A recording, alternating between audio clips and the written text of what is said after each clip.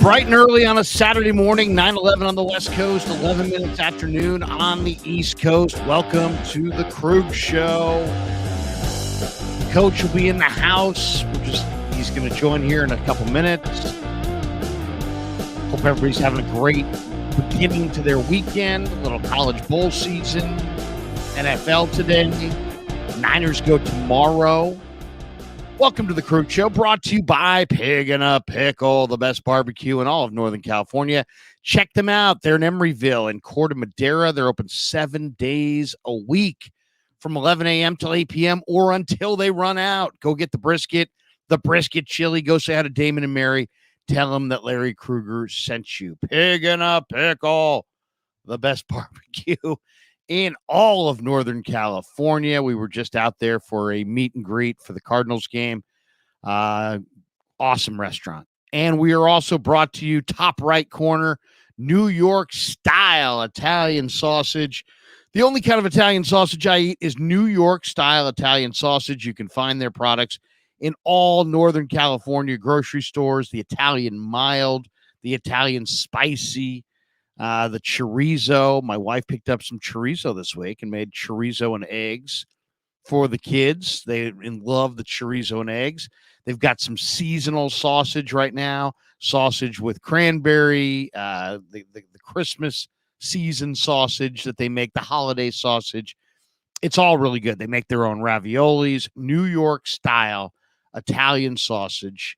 I'm not sure if you can order online or not, but man, if you see that logo, you will not be disappointed with New York style Italian sausage. In fact, the other day I made some stuffed mushrooms, and I used the Italian sausage mild in that. I get it in the roll form. I dice it up, and then I put in scallions, breadcrumbs, garlic, parsley. What else? Mascarpone cheese. I can now pronounce it. A little bit of Parmesan cheese in there as well. Some actual diced up mushrooms in there as well. It's just amazing. Absolutely amazing. So I'm going to do some more of that this afternoon, actually, because I have some more of the mix left over. So, and we're also brought to you by Marin Auto Glass, 415-883-3030, marinautoglass.com on the web. And we're also brought to you by Underdog Fantasy and Mojo Fantasy. Check that link in the description. Use the promo code Krug, K-R-U-E-G, and they will match you up to your first $100. Well, the big question of the week, and I think it is a big question of the week, can the 49ers bounce back from the defeat to the Baltimore Ravens on the short week, traveling across the country, taking on a Commanders team that is not very good? That's really the question. By the way, we do have NFL football today, or tonight, I should say, and it's a pretty good one. I'm eager to see this one tonight. The 11-4 Lions in Dallas, or in Arlington, Texas, I should say, at Jerry's World, AT&T Stadium there, against the 10-5 Cowboys, who are undefeated at home this year. They're 7-0. Dallas is a 5.5-point favorite. Lions on the road against the Cowboys, two of the better teams in the NFC. And then, of course, things already got rolling with in grand fashion Thursday night when the Browns knocked off the Jets 37-20. Could Joe Flacco lead the Browns with that killer defense to the Super Bowl? I think it's possible. I can't believe I'm saying that. But Joe Flacco threw for 309 yards and 3 touchdowns. They ran it at almost 5 yards a clip with Kareem Hunt and Jerome Ford. Elijah Moore had a very scary injury where his arms were flailing on the ground. People thought he was very, very seriously hurt. But he played well. He had a touchdown. David Njoku. They didn't even have Amari Cooper. And they've got a killer defense with JOK and Myles Garrett and Denzel Ward. And, I mean, they just got a lot of good players on that football team on the back end. Grant Delpit. So are the Browns going to be the surprise team going to the Super Bowl out of the AFC? I mean, if you'd asked me a month ago, I would have said no way. But the way Flacco's playing and the way that defense is playing, and the way Kansas City is looking, and maybe Buffalo doesn't even get in. And if they do, they don't look like they're 100%. And Houston looked good early, but they may get in, but they may not be much of a factor. I mean, it's very interesting in the AFC how it's all going to shake out. And the big question, and the coach has just joined the mix. Coach, good to see you. Good morning. How are you, man? Oh, I'm not ready. Do you want me to put you back in the green room? I'll put you back in the green room for a minute. You can set up your set. But the big question is, and I entitled this, will Brock Purdy redeem himself? Because Brock in particular was not good against the Ravens. Now, he made a number of plays. I don't want to take that away from him because he did make a number of plays. But that was his worst career game. And the Ravens had answers. They had scouted the Niners. They had watched the film. They made adjustments to things that they thought would work. And those things worked. And then Kyle Van Noy went on his podcast this week and kind of said, hey, we have the secret to beating the 49ers. We know what it takes. We provided the rest of the league the blueprint on how to beat the Niners. And everybody else is going to copy that blueprint. And he basically made it seem like, the secret's out. The secret's out on the Niners. And we have it. And, it's funny. It was very similar to what Nick Bosa said about Jalen Hurts and the Eagles. Hey, you know what? We have the secret to how to rush Jalen Hurts, and the Cowboys would be wise to copy our template of success. And that's basically what Van Noy was saying about Brock Purdy. So Coach and I will get into that right out of the chute as far as just, is he just flapping his gums, or is there a real advantage to doing what the Ravens did? And you might be sitting there going, well, wait a second. What exactly did the Ravens do? What is this advantage?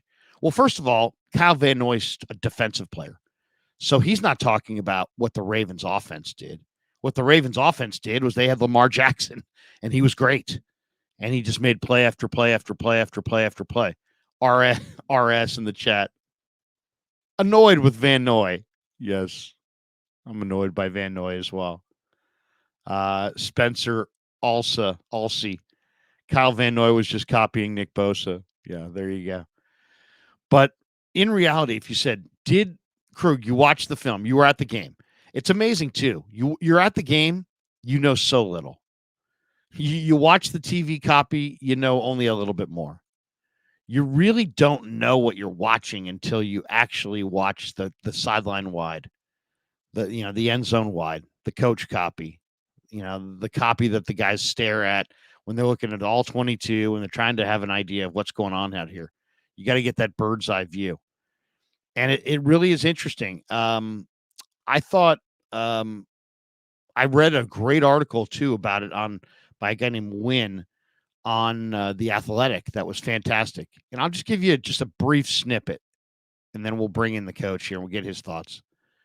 From weeks 10, 11, 12, 13, 14, and 15. So weeks 10 through 15, 49ers scored 34.5 points a game. They averaged 1.29 EPA per drive, which is awesome. Above 0.35 is considered elite. They had a 1.29 EPA per drive.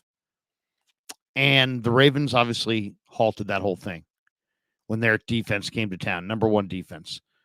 Well, first drive, they blitzed, I think it was Roquan, and Purdy read the blitz, threw behind to Kittle, big gainer.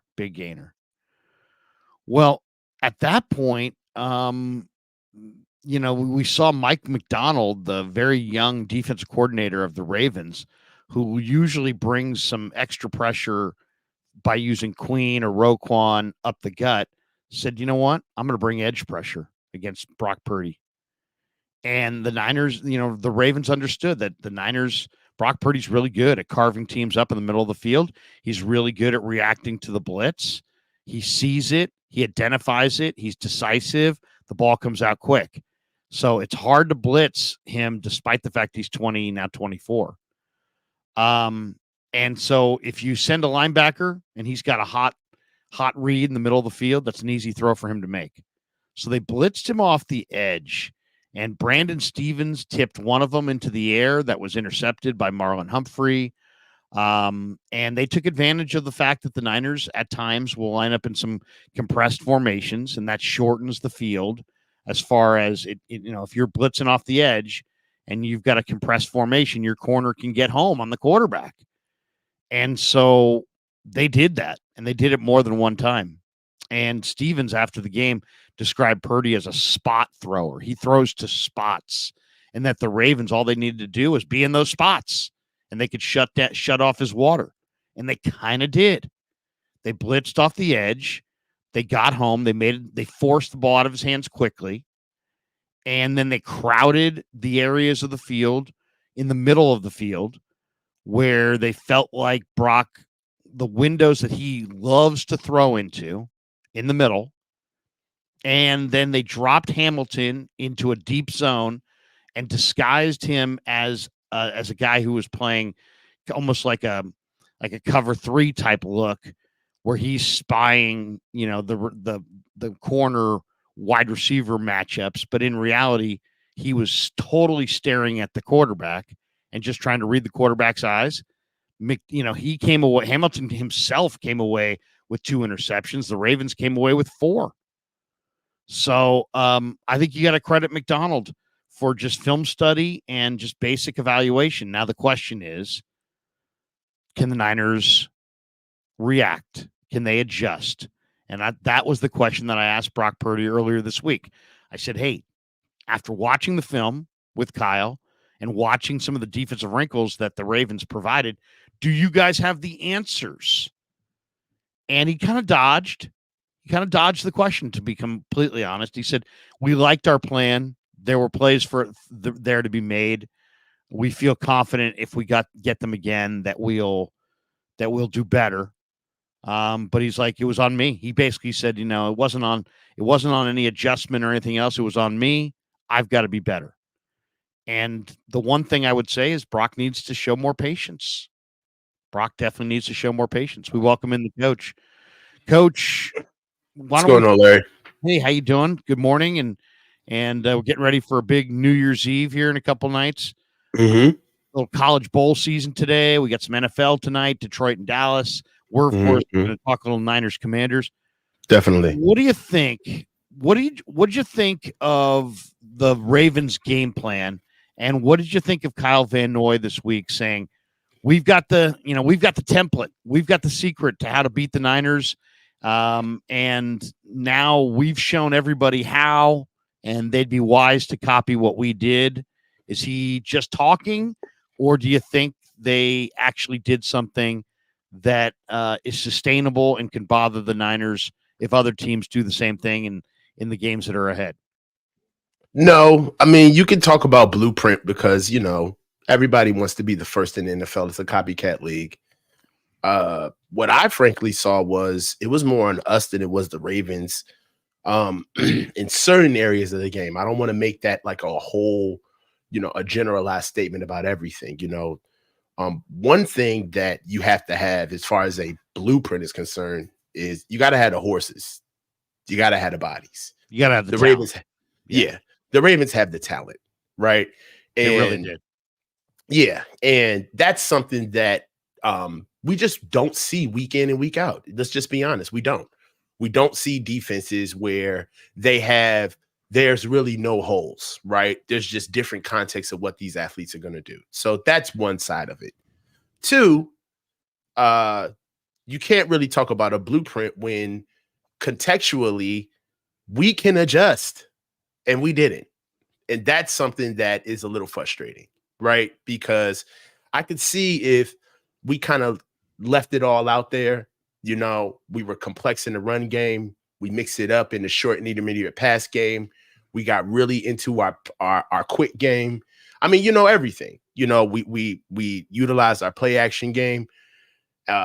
Jordan Mason got some snaps. I mean, if we really left nothing to question, then it would be more of a blueprint, right? Then it would say, all right, well, Jesus Christ, man, we emptied the kitchen sink and like no mas. You know what I mean? Like we almost had to like buckle it up and come home because, you know, our offensive line was falling apart at the seams.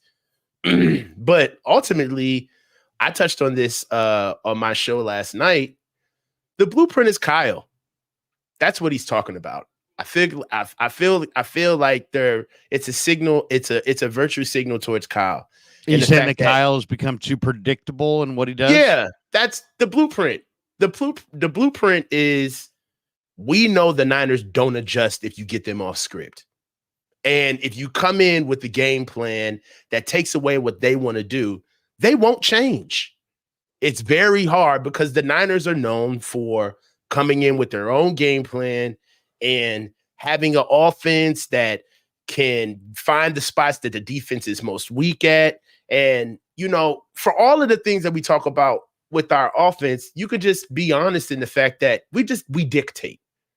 We dictate. And that's the blueprint to beat the Niners. If you can dictate on defense to the Niners, you're going to have a good day because then it's up to figuring out how these boys contemporaneously get things done on the field, not practicing plays. That's a whole different ballgame. But situational football, right? That's what happens on the floor, literally while we're watching these boys go to work. You know, we're in the symposium watching the doctor go to work at surgery. That's what I'm talking about. You get to see the man at work, not what you prepared at practice in a script where everybody knows where they're going to be. And then you bear those things out. And then you just basically render a team unprepared. Right. So that is the blueprint.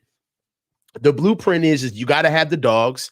And if you're as prepared as the Niners are and you dictate to them and get them off script, it's really on Kyle. And to me, I don't I don't agree with what he thinks is a blueprint, but I do agree with the fact that if you look at all four losses, you know, 17 points, 17 points, 17 points, 19 points. I mean, and all these losses had so much context to them, right, Larry? Like, let's look at these losses, right? We go to let's go to the first loss. What's the first loss? Cleveland, right? Right. All right. Rainy so let's day go in through Cleveland against Philip Walker. Exactly. Against PJ Walker well. and then our PJ right, Walker. They ran it well. Mm-hmm. The Browns were the first team to kind of run it successfully at the Niners. They ran it Mm-hmm. often. Right. But what was the narrative of that game? Let's go. Let's run through it. What was the narrative in your opinion? Turnovers. I mean, you know, one's going to play like an excuse, but they lost Trent. They lost Debo, I think, on the first play. Mm-hmm. They lost some key guys, and then they had turnovers. All right. So let's move forward. Second loss was who? Minnesota. Vikings. Right. They played well, but they could not get off the field on third down against Cousins, who just had one of the greatest nights third down wise, and the coverage just was not tight enough. Okay, let's move on. Okay, all right. And then Brock turnovers. Okay, Cincinnati. Perfect. Cincinnati. Cincinnati. Go ahead. I was there for that one too. I mean, I was on the binoculars for that one, Coach. Cincinnati kicked their ass. Mm-hmm. Plain and simple. Everything they did worked. The short passing game worked. The screen game worked. The run game worked. The Niners could not run to the edges against their unbelievable speedy secondary, and they couldn't run up the middle, because of DJ Reader. So, all right, now hold on, because I want to be quick. Yeah. Baltimore loss. What's the narrative of that loss? Definitely, I think bad game plan on the Niner part because I thought they didn't run it well enough, and turnovers has to be turnovers. Okay. So out of all four losses, and this isn't you, this is turnovers, just This is just generalized narrative, right? This isn't your opinion. This is what was going around, what was on the tea leaves, what the narratives were generalized, right, as to why we lost. Out of all 4 losses, it took until the Baltimore game for you to mention coaching, for you to say, oh, well, we were out prepared. We weren't prepared. But in all 4 losses, look at the offensive outputs: 17, 17, 17, 19. The blueprint is the offensive preparation and scheme. It's Kyle. When we lose, this offense doesn't get off the ground, but we put up numbers. It's the adjustments, and it's him intelligently using the personnel he has. Where is Jordan Mason? Like, yeah, I mean, they don't want to use Jordan Mason. I mean, they just don't want to use him, and they have McCaffrey, which is like the ultimate, that's what I'm saying. All right, cool. Let's stop that. We're down. The Ravens, notwithstanding, they only turned 3 turnovers into 8 points. Okay, and by that time, we finally used Christian, where we gave him the ball 3 to 4 times in that drive, and we score. We were down by 1 before the half. Okay, we come right back out and we're passing the ball. Pick with the leading rusher in the league at 12 carries going into the half. That's not you. It's hard for me to put picks. I understand that Brock threw the picks. I get it. And, this is just the way football is. The quarterback, when he throws the picks, everybody's going to say, it's your fault. Cool, whatever. Well, it's not necessarily about the picks. It's about turnovers. It's like if you're only going to get, I don't know, 10 to 12 possessions in a game, and if 5 of those possessions end with turnovers, you're not going to win the game typically. But I actually think Van Noy might be right, Coach, to be honest. I think everybody's right here. I think that Brock is right when he says, man, it's on me. It's on me. Because ultimately the ball's in his hands, and he's got to make the adjustments, and he's the one that has to protect the football, because we're not talking about fumbles here. We're talking about Brock Purdy interceptions. So Brock is right. It is on him. And so I think he's totally it's not just talk for him to say, hey, man, it's on me. It is on you. You threw all those picks. But it's also credit goes to the Ravens. Credit goes to Lamar for the way he played on offense. Credit goes to McDonald for really doing a good job at not just doing whatever they want to do, but actually showing up and scheming to beat the 49ers.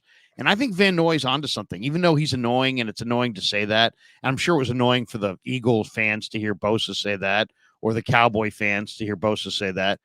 But I think Van Noy's totally right. I think Van Noy is, he understands. I mean, I used to do quality control, right? So I used to take the tendencies of my opponent and put them into a game plan. And with the coaches, the head coach, the offensive and defensive coordinators. Okay, we would look at the stats coach hardly at all at the beginning of the year, because that doesn't tell you a whole lot. But by the end of the year, we lived by the stats, because by the end of the year, the stats mean something. And that's where we're at right now. We're at the end of the year. So the stats do mean a lot. And what your tendencies are matter quite a bit. We also used to do a thing where we would say, not only produce a scouting report on the opposition, now do an entire scouting report on us, a self-scout. So we knew what their scouts were looking at when they were looking at us. And so what were our tendencies? And I really think that McDonald did study the Niners, and did realize that Brock Purdy's tendencies are to throw with anticipation. You can say he's throwing to a spot. That's another way of saying it. But he throws with anticipation, and he throws into similar windows in a lot of these games. And they made sure that they had bodies in and around, or right in the middle, if they could, of those windows. And they adjusted. And Brock said it in the postgame. He said the windows were tight. Yeah, the windows were tight because they knew what windows you were going to throw in, and they intentionally put bodies in those windows. So I do think it's on Shanahan and Purdy to recognize that teams may copy the Ravens. They may be sitting in those inside windows. You may not be able to throw the anticipatory throw to Ayuk in the middle of the field, and not have somebody from the other side cheat and break on it. You may have to go to some more sideline routes. You may have to go to some more corner routes that are maybe not as easy for you to throw or as easy to coordinate with your receivers. They may have to mix it up, Coach, because I really think that even though Van Noy, it's always annoying to hear that, I think he's onto something. I think that their game plan wasn't like magical or crazy. It was just the same way we watch the Niner games and we see what they do when they do well.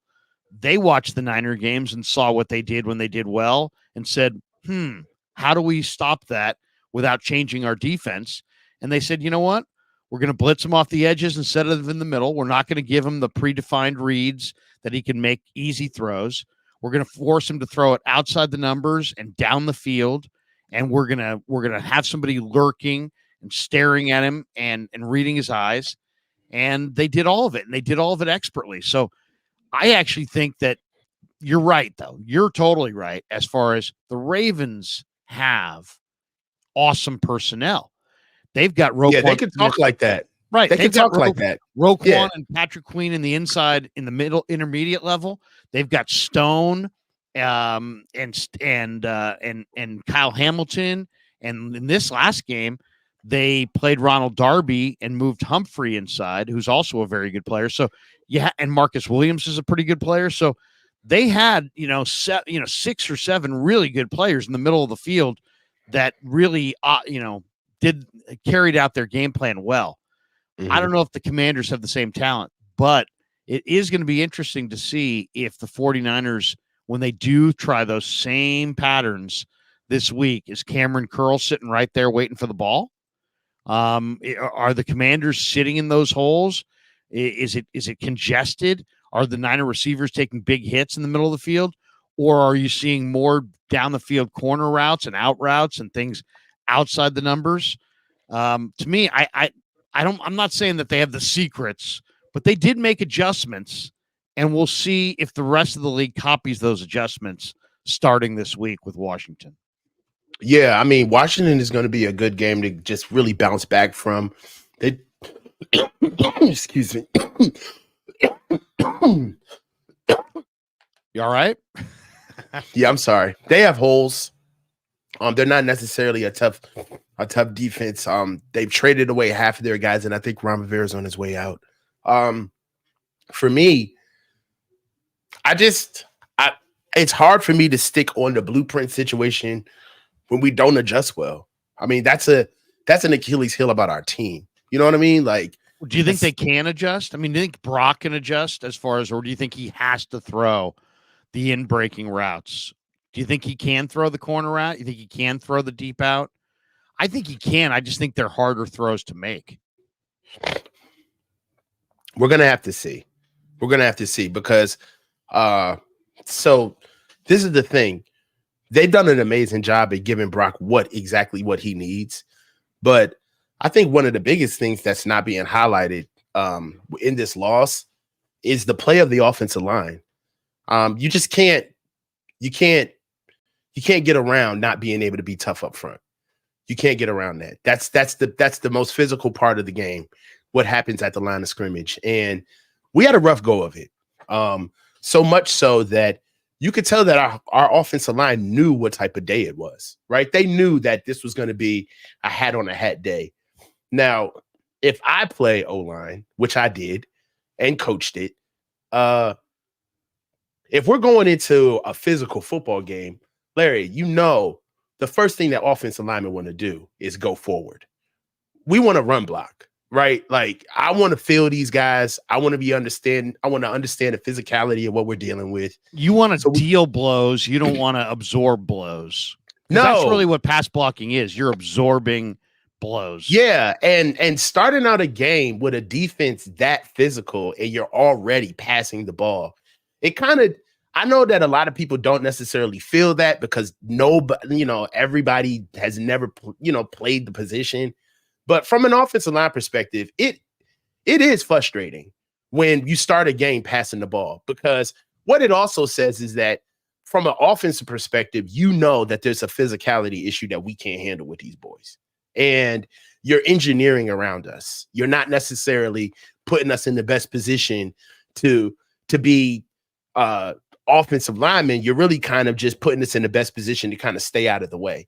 And then what happens is that when you really need us and I got to go make a play, I got to go be physical, it's clunky because I haven't been dealing with this guy for a whole drive, right? And that's kind of the minutia of playing offensive line that I just feel I'm a little surprised that Kyle it didn't seem that he got that, where it's like, look, I want to get my boys going downhill. I need these boys setting the edge quick. They need to understand how these guys feel. And on top of it, Larry, you've been on tons of sidelines during the game.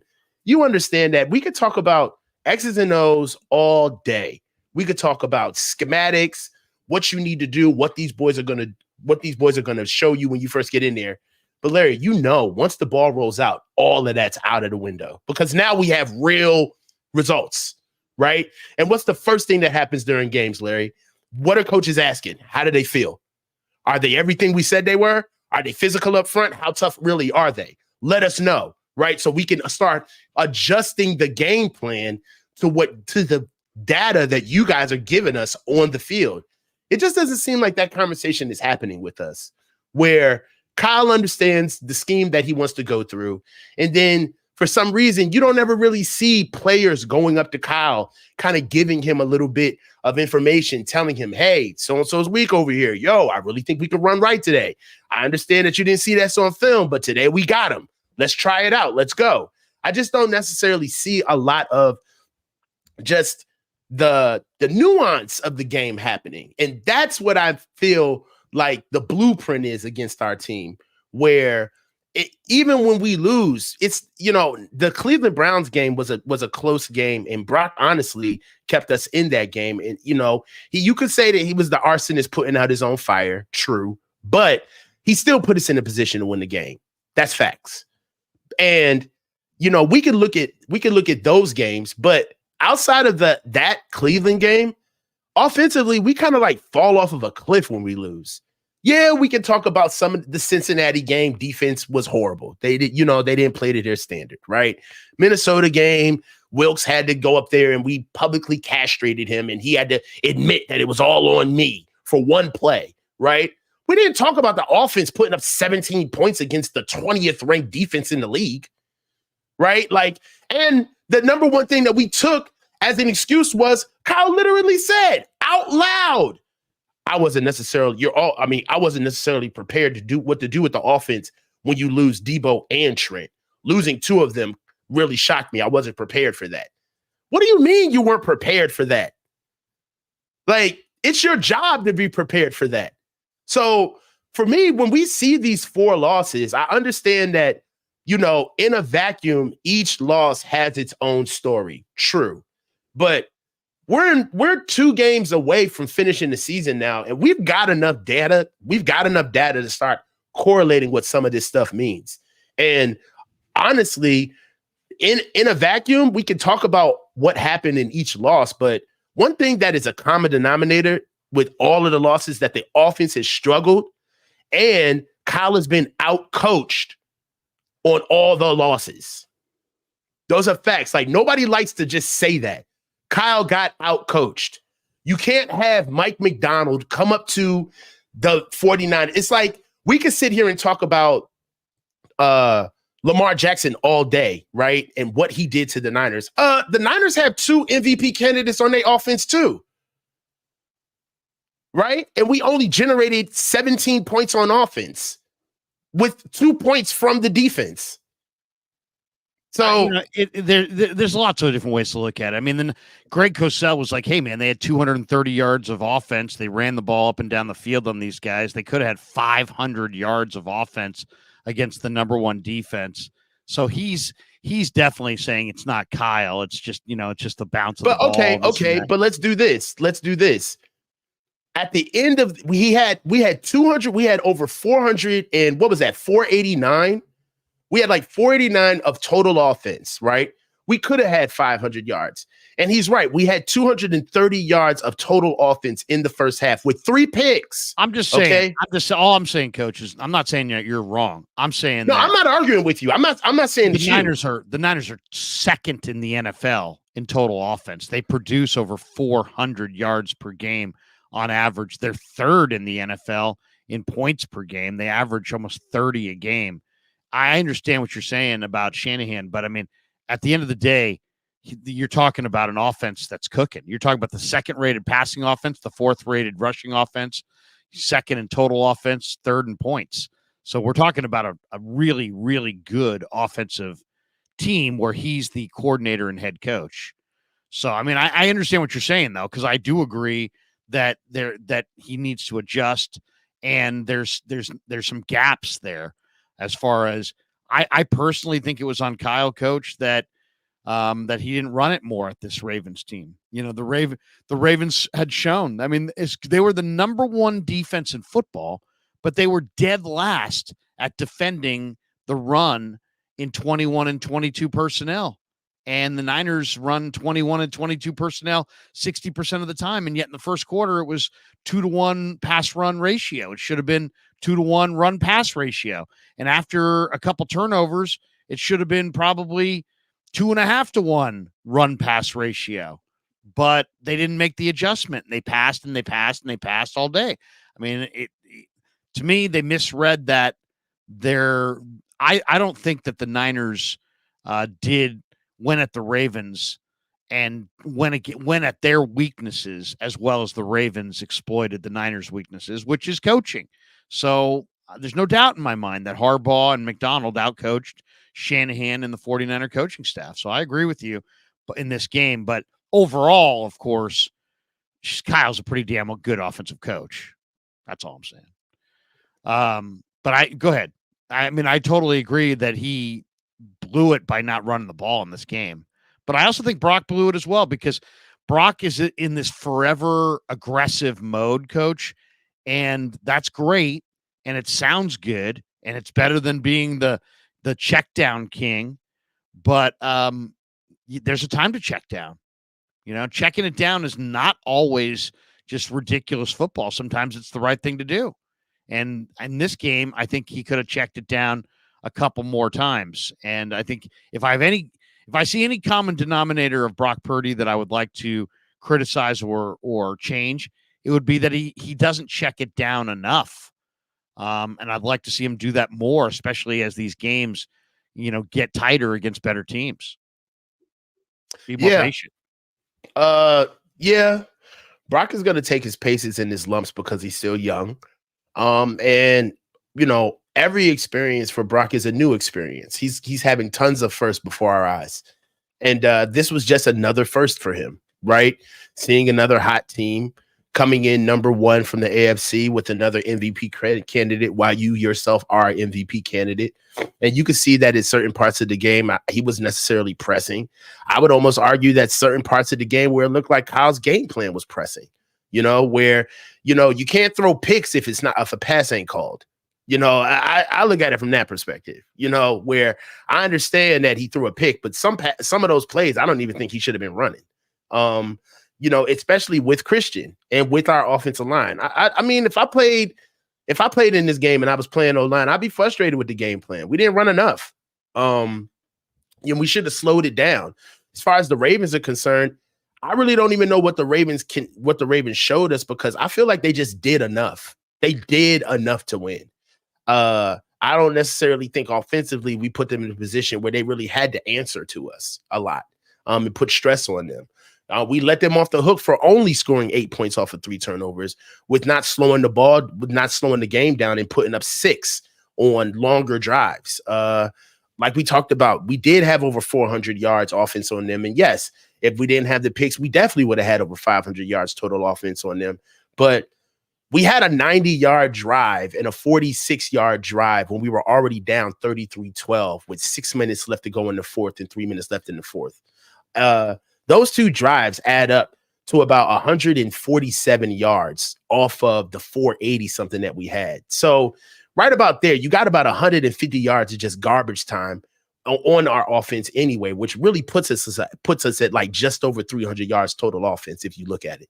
Right. So for me, I don't look at all of the yards as equal. Some of those yards were empty calories, in my opinion, especially near the end of the game. Yeah, I mean, we saw it on the other side of things earlier in the year. Pittsburgh had a bunch of ridiculous, meaningless yards in that game at Heinz Field because the Niners kind of played a soft shell and allowed them to just complete passes underneath. They had a big lead, and we've seen that a few times this year when the Niners get a lead where it's like, hey, this team had this many yards. Well, in reality, the Niners kind of played a soft coverage. But I think the question is this. We all know Purdy's still developing. He's still learning. He's a young quarterback. The question is there going to be a hangover? The MVP talk's going to go away. But also, what shouldn't go away is our respect for the season this kid's had.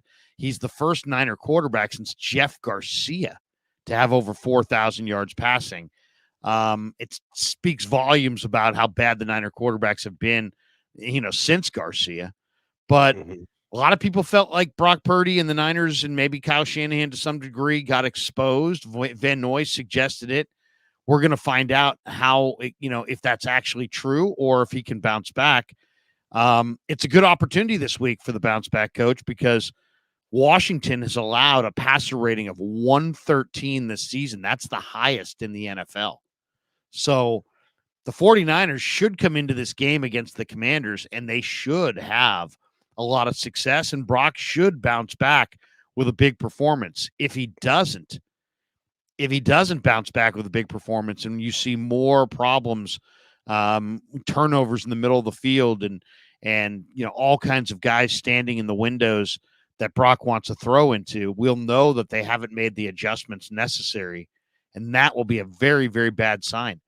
I thought it was interesting, though, how Kyle Shanahan this week said that Brock, he kind of highlighted Brock's weakness. He's like, he's a very humble guy, but extremely competitive. He said, that's just Brock. He's always going to take responsibility. He doesn't just do it because he knows how to talk to the media. That's how he looks at things. He always looks inward first, and he genuinely feels that way. Sometimes I think he's too hard on himself. I think he always looks at what he can do better. What do you think? I mean, if we'll move to another topic here, but do you think Purdy bounces back in this game against the Commanders in a big way? Or do you think that Van Noy's right and there's a template out there of how to beat the Niners and the Commanders are going to copy it and the Niners are going to struggle another game? No. Even him saying that there's a blueprint almost kind of like cheapens like the competitive nature of the game. The Ravens, any NFL team just can't copy what another NFL team is doing. And then all of a sudden it's just going to work. You got to have the horses and the bodies, right? And quite frankly, nobody has Kyle Hamilton. Let's just go ahead and put that out there, right? He's awesome, man. He is awesome. Dude, he's so special. He is. So that's a whole different ball game. So I don't necessarily look at it from what there are going to be teams that are going to schematically look at what we do.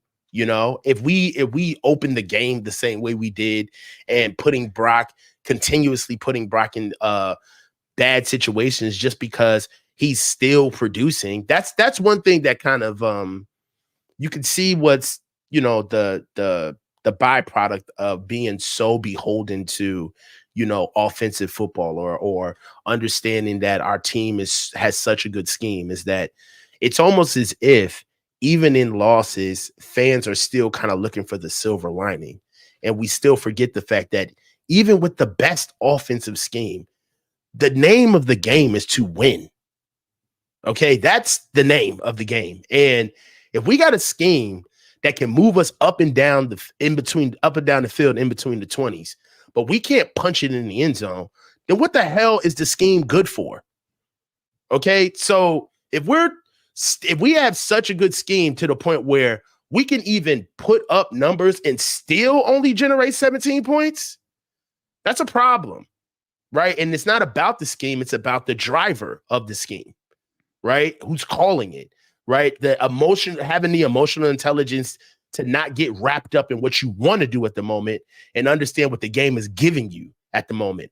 What's happening? Like, it's not about X's and O's. It's about Jimmys and Joes, bruh. Like, when it's time to roll the ball out and you see that schematically this should work, but Spencer Burford can't handle his matchup, you can't run that. I don't care what part of the field you're on and what analytics say and what packages are on the field. If Matabuke is dogging Aaron Banks up front, you can't run that. Or you got to double him, or you got to crack his ass, or you got to leave him alone and engineer around him. But that's the part of football where you don't even approach that stuff until the kickoff, until the ball's on the field, right? And that takes a little bit of ego to check your ego for a man to come to the sideline and say, "Don't run this. This guy's got me. Don't run this."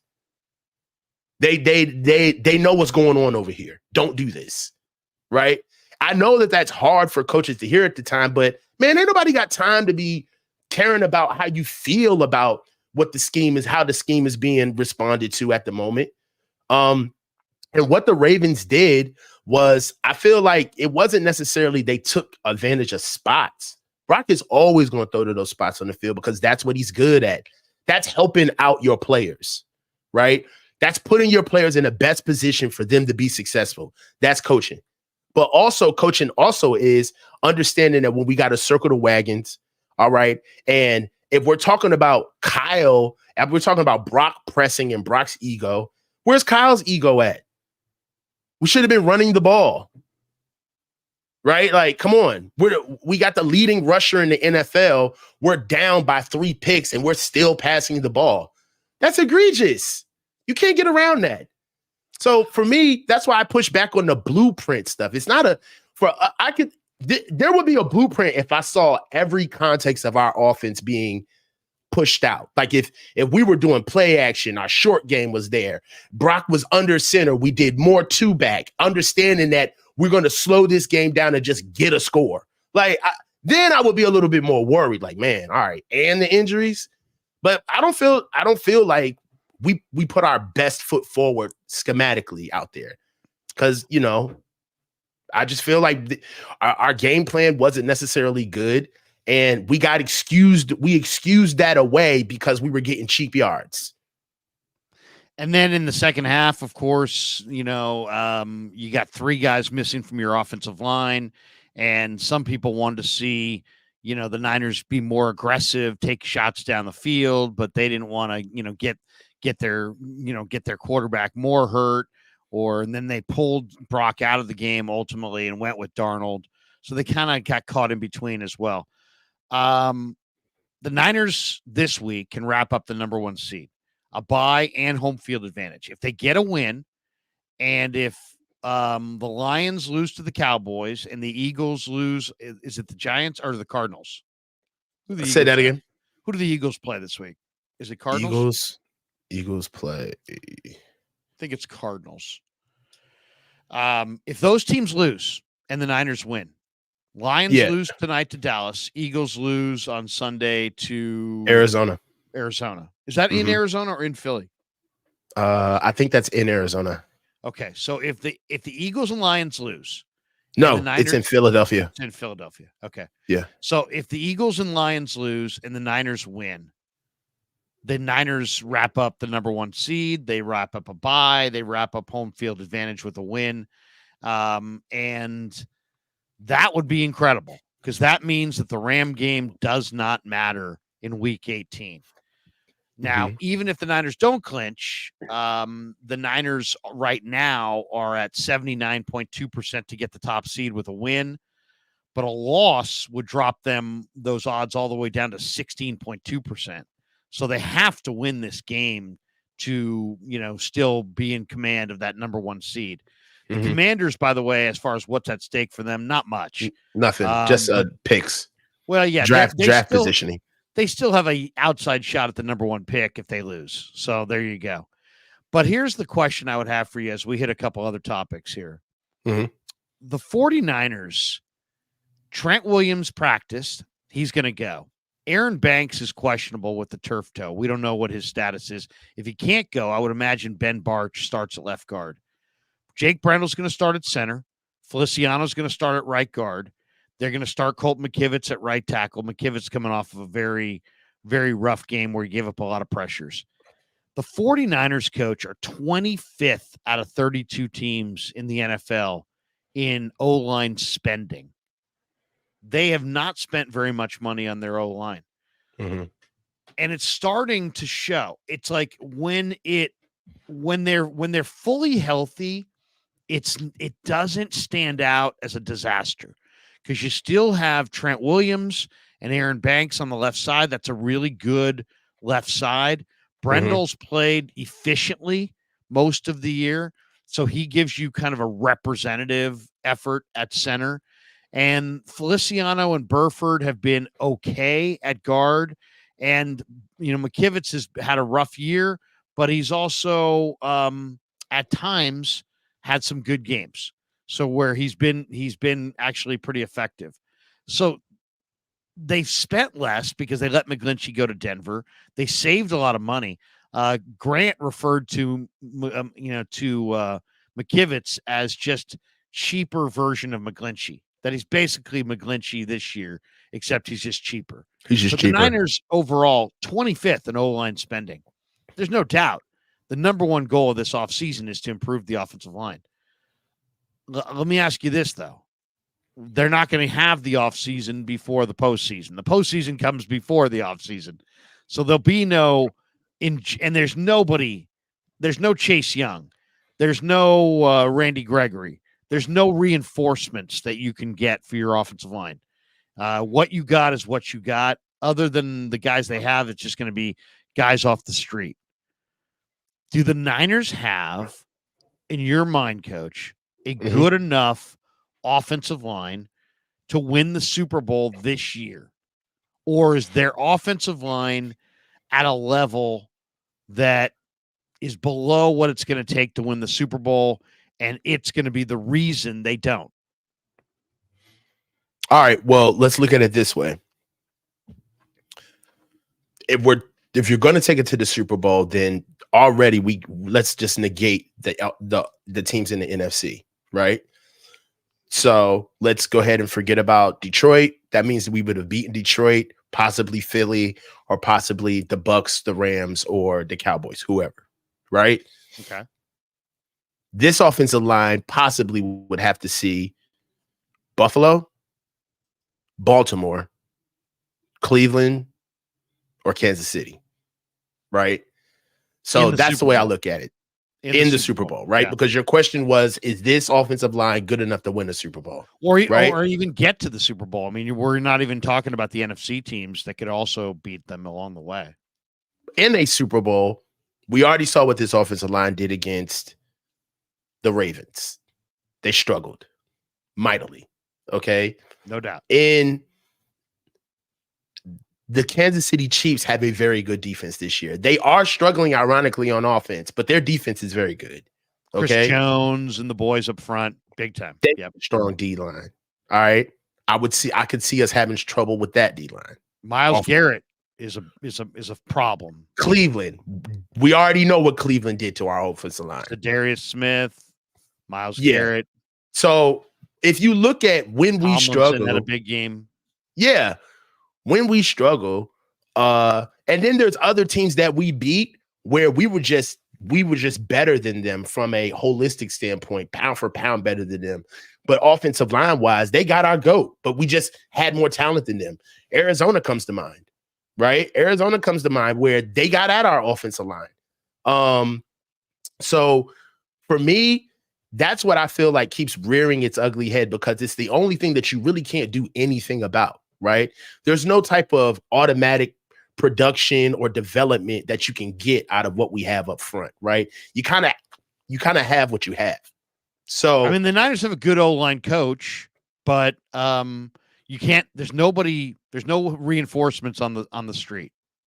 No, there's nobody walking through that door that's just automatically going to give us production from an offensive line perspective. You are right, though. There's no Sebastian Joseph-Day, who I think is going to be pretty good, to be honest. I'm excited about that. We really need that in a big way, that interior help. We'll hit that too. Yeah, but for me, you look at, like, I love how you opened up this topic because you got to follow the money. If you follow the money, less than 3.5% of our cap is in 5 starters on our offense, and 4 of those starters are offensive linemen, right? So they make up for less than 4% of our entire salary cap. So we don't pour money into it. We try our best to develop the position, which we should. I don't have a problem with that at all. And especially when you develop something like a foundational piece like an offensive lineman, it is more bang for your buck instead of having to spend money on these guys coming in when they're already ready to go, particularly with the offensive scheme that we run, because we do scout more of like a curated style of athlete for the lineman, like a little bit smaller, more faster. We put a lot more weight on the athleticism of our offensive linemen and the speed and what they can do in open space, more or less the anchor side of mauling from an offensive line standpoint, or basically having blue chip guys.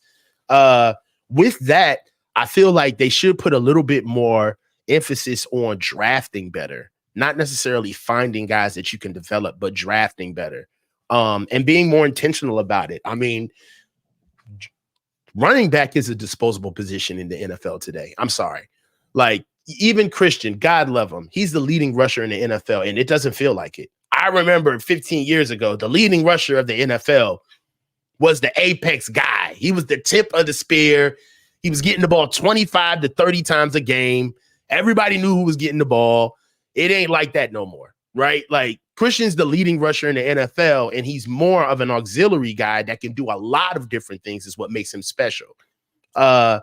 So he makes our offensive line right because he intelligently runs with how we build things for him. But I do feel like when we face teams where we're kind of in a hat on a hat, best on best scenario where you can't scheme around this, our offensive line is always going to come up short because of what you have. I can't lie about it. And, Kyle has done a good job at trying to create leverage and being very creative with getting these guys going downhill at angles so they can get these boys in really good power angles so they can at least put a hat on a hat. But I saw plays against the Ravens where Matabuke just was like refusing to be reached. That's not scheme. That's football. That's saying, no, you're not crossing my face. I'm getting 3 yards penetration and I'm blowing this fucking play up. And I'm going to do it every play that you do this.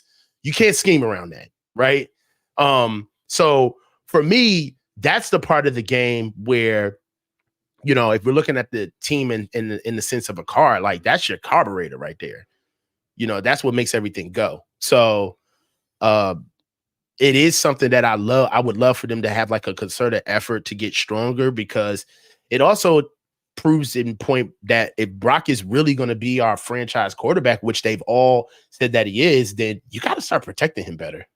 Oh, yeah. Like, no question. I mean, the offseason for sure has to be, the priority's got to be get some offensive line reinforcements. I mean, they need to go O-line 2-3 times in this next draft or in free agency. This offseason has got to be about the offensive line. But I'll once again, I'll ask you the question I asked you at the start here. Can they, in your mind, is their offensive line, despite their fact they're 25th in what they spend on it, and we know that there's guys hurt right now, is it good enough to win the Super Bowl with this year? Or is it going to be the reason they fall short? I like the way you phrased it that way.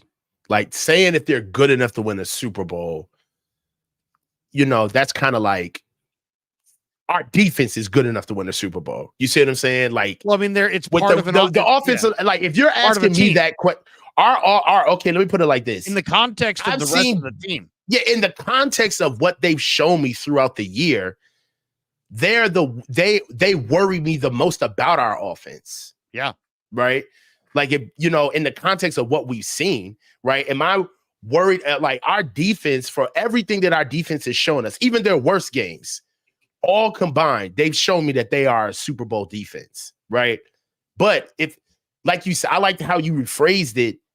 if there is a reason why we don't win the Super Bowl, I could see it being our offensive line. Once again, though, do you think they're good enough to win the Super Bowl?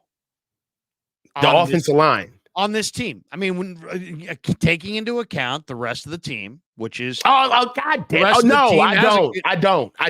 So you don't think the Niners can win the Super Bowl this year? No, this is why I fucking hate you. Because this is the shit that you do. Like, you come in here and you put the breadcrumb.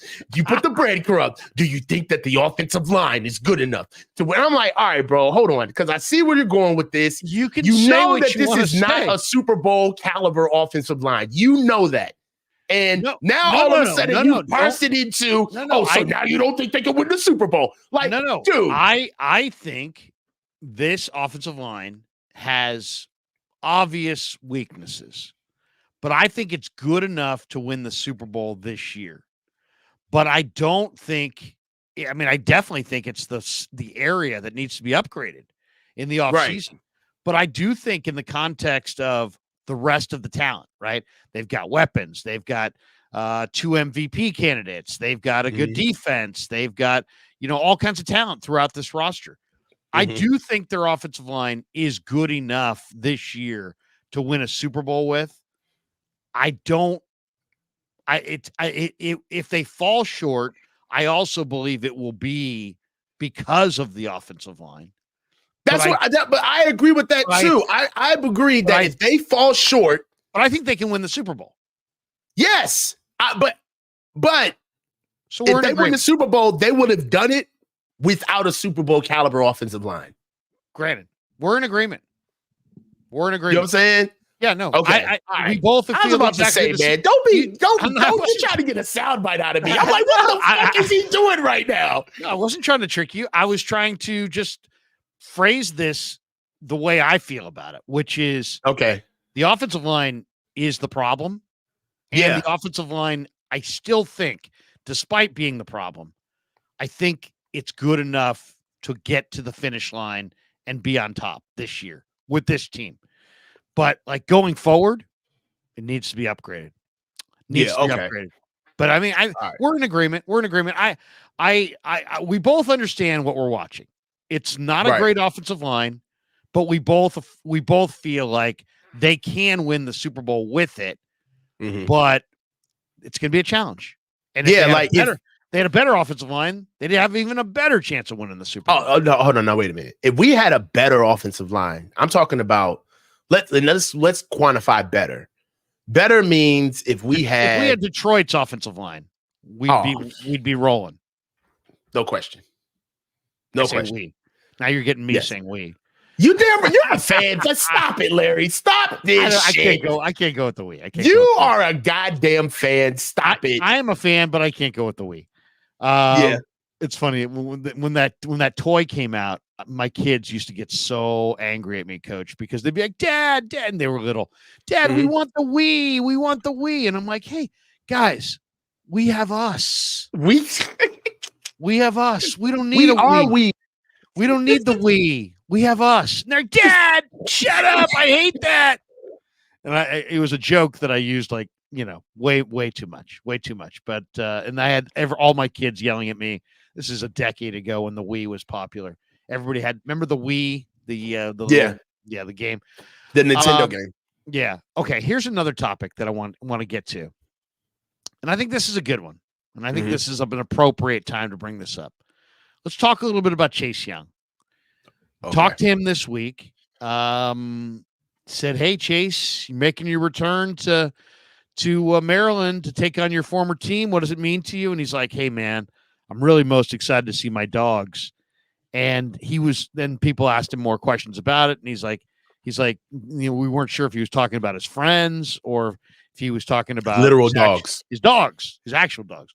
And then, somebody asked the question. He's like, "No, my actual dogs. I've got, he's got a couple pit bulls. He's got a pit bull terrier, and he hasn't seen his actual dogs since he was traded from Washington. So today, somewhere, he said he's going to have several hours free to kind of play with his dogs, and he's looking forward to that, which is cool. Mhm. So he's making his return 2 months after the Commanders traded him to the Niners. Mhm. He recorded 5 sacks in 7 games with Washington.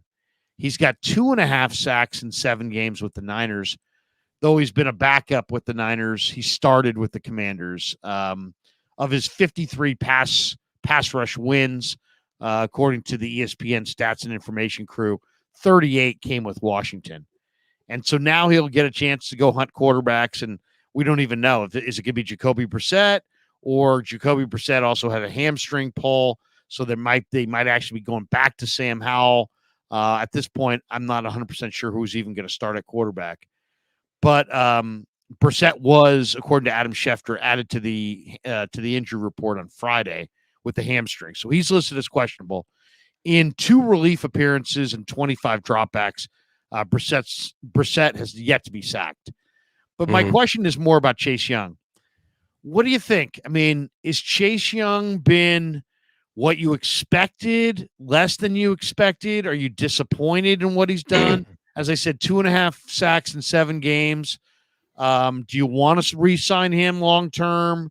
Do you feel like he's just a big name that's going to command too much money? Where are you with Chase Young? Where were you with Chase Young before the trade? What did you think of the trade? And how do you think he's played with the Niners? Nah, that's how I kind of feel about it. Did you like him before the trade? No. So I feel like and this is something, it's not fair to Chase in certain aspects. I feel like if Chase Young would have got drafted in the 2nd round, people would be a little bit more pleased with what they're seeing out of him, maybe coming off of an injury, right? Chase had a very catastrophic injury, knee injury, that actually got re-injured. And that's kind of what kind of started the downward spiral with Washington, among other things. One thing about him is that he's incredibly raw, and that's okay. But to be at this stage of your career, it is a little alarming because it speaks to work ethic. It does speak to being able to be disciplined and having enough accountability to play with the team that's with you, that you're playing with, your teammates. I feel like they put a lot on him when he first came to Washington. He was misused a little bit. He's not necessarily a stand-up player, especially at his size. He's a big kid. He's about 6'5", 265. Really looks great in his pads, but he needs his hand in the dirt. He shoots and kind of guesses when on field, especially when he wants to stop the run. And when he does guess right, he looks good. At other times, I don't necessarily think that his leg is all the way back for him to play with technique in run fits. He's a lot better than expected, and that's because he's being used in a supplementary role. He's not being asked to have as many snaps as he did in Washington, but still you can see the gaps in his play, particularly with effort. There's a lot of times where I've seen Chase jogging on the field. Certain elements of the fit on in the game where you saw that in Washington, but that stuff kind of flies when you're not playing with a caliber defense the way with what we have here in San Francisco. One of the things that kind of all made me furrow my brow about him coming over here, and I wasn't necessarily excited about it, is that, the Commanders as a whole are not necessarily a successful team or franchise, but they've invested in their D-line, and they invested in that defense over there with Washington. They have over 3 first-round picks on that D-line that he played with. So it wasn't as if he was just the one guy that they picked up. He was supposed to kind of be like the final piece at something that Washington was putting together over the years to create one of the best D-lines in the NFL. And it was a disappointment. And you've seen some of it here with effort, motor, playing with technique, playing to the echo of the whistle, and not necessarily being impressed with just yourself, but being able to do your job. Notwithstanding, we look at some of the plays that happened in the Baltimore game with Lamar Jackson, his longest run of the season. That was on Chase Young. I understand that we saw Fred Warner miss that wide open tackle with Lamar Jackson coming out in the open field. But I mean, you break down running in the different direction of a 4-3 athlete and try to make an open field tackle. And let me know how that works out for you. It's a very hard situation to try to get done. Chase had him wrapped up in the backfield if he just goes lower. Yeah, not only that, but if he just plays with a little bit more technique. He shot up the field. He ran the hoop All right. But he broke contain. All right. And he went for a speed rush move that he thought that he could get Rodney Staley off of because he didn't want to physically deal with him. And that's some of the stuff that I saw with Chase before, where he'll much rather get around a guy than go through him. And to be that big, you can't have that. You got to be a little bit more physical. I wouldn't mind keeping him around in a backup role as far as a depth piece and to actually help him develop and grow. But he's a step below what most people are going to put what most people are going to put him as, like a Bradley Chubb or a Jadeveon Clowney, where you have these pass rushers who are pretty much known to their craft, and teams are going to sign these guys to either be their guy or to come in and be a rental. He's not that consistent with the level of play that he has when he is doing really well in order to fit that bill. He needs to go somewhere and actually still be developed. There's a lot more for him to grow. So if it came down to him and anybody who was actually established on our team, like a BA, to be paid, I definitely would take Brandon Ayuk over trying to pay him. I see him as more of a depth piece for us, more of a maybe an Arden Key, where he can come in here and develop over time and then maybe get himself a bigger payday. We can give him maybe a 1-year deal, a 2-year deal, a prove it deal, if you will. But from what I've seen from him, I feel like we're getting the best out of what he can give us because of the cadence in which we're using him. If he had to be on the field as a starter for us, we'd start to see a lot. We see a lot more of those smaller things start to magnify over time. And that's what you saw at Washington. That's why he got traded. Yeah, I mean, I really loved him at Ohio State, and I thought that first game that he played against the Niners as a rookie, he was awesome. But this guy has lost a lot of flexibility when he tore up that knee. He doesn't look like the same guy to me now. He doesn't bend the same way. He doesn't bend. He doesn't play as low to the ground. He's not. I mean, I much would have preferred to have Montez Sweat over Chase Young. You know, obviously Montez went to Chicago and then signed a big extension there. But I don't think I'd pay him. I don't think I would. Nothing. I don't think he's terrible. Mm-hmm. But I think he's got a bigger rep. I mean, he's been better than than what the Niners had, and he may help them win a Super Bowl. And he's definitely been a positive with the Niners. Not like he's case in point, Larry. Case in point. I mean, has he done better than Randy Gregory? I don't think so. I mean, he's different. Gregory's a speedier guy. I think Gregory's been more impressive. Yeah, I think Randy Gregory has been far more impressive than Chase Young. Yeah, I do too. And Chase Young's going to cost you a lot. I don't think. And I'm looking at this draft. There's a bunch of edge rushers that I really like in this draft. Guys that are not necessarily big names. Javon Solomon, who's a really good player. He plays at Troy. Muhammad Kamara plays at Colorado State. Really like him quite a bit. There's some edge rushers in this draft that I really I would prefer to go that route and not spend the money. I mean, if it came down to Brandon Ayuk or re-signing Chase, I'm going with Ayuk for sure. Yeah, no question. I just think that he's going to get paid. He's got a big rep. He's probably going to get paid. Maybe I'm wrong by that because, there weren't a lot of teams supposedly trying to trade for him, and the price tag wasn't all that high in the trade. So, maybe the market for him is not what I think it is, but my sense of it is that he's going to get paid big money, and I wouldn't pay it to him. I just wouldn't. And it's not that hasn't been good. He's been good, but he just hasn't been special. And I just think that I'd rather attack that spot in the draft or with cheaper free agents than what Chase I think is ultimately going to be. Couple other things I want to hit here. One is the odds in this game. 49ers have covered 4 straight games on the road, and they've covered 4 straight as road favorites. Now, it's interesting. It's not every day that the NFL makes a West Coast team travel across the country and play on the East Coast and do it on short rest. But that's exactly where the Niners are being asked to do here. The Niners played on Monday, And now on short rest, they travel across country to play the Commanders. I was looking at some of the numbers on this, Coach. The Chargers, the Seahawks, the Rams, the Raiders, the Cardinals, and the 49ers have been in this spot 23 times in the last 20 years. And when I say this spot, I'm talking about a Western-based team traveling to play on the East Coast on short rest. And it's happened 23 times in the last 20 years. And those teams are 8-14-1 against the spread. They've only covered 36.4% of the time. So I'll throw it to you. What do you think? It's the spread in this game is 49ers minus 12.5. Do the Niners cover this number? Yeah. You think they do? Yeah, because I feel like this game coming in, we're coming off of a loss. The boys we need a good ass whooping under our belt to cleanse this one out. I think we're going to cover.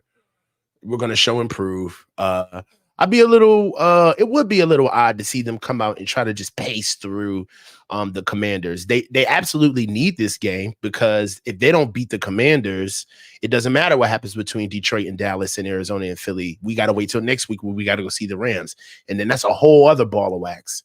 I think they understand that the number one seed still is the goal. Even after all of the talk about the loss and what the Ravens did and the blueprint and the 4 picks and all of that, it's still all about keeping the number one seed. If we don't come into and remind me, I don't want to butcher this, because I had this in my head before the season started, but isn't there something different with second round seeding now where you don't get the home game anymore?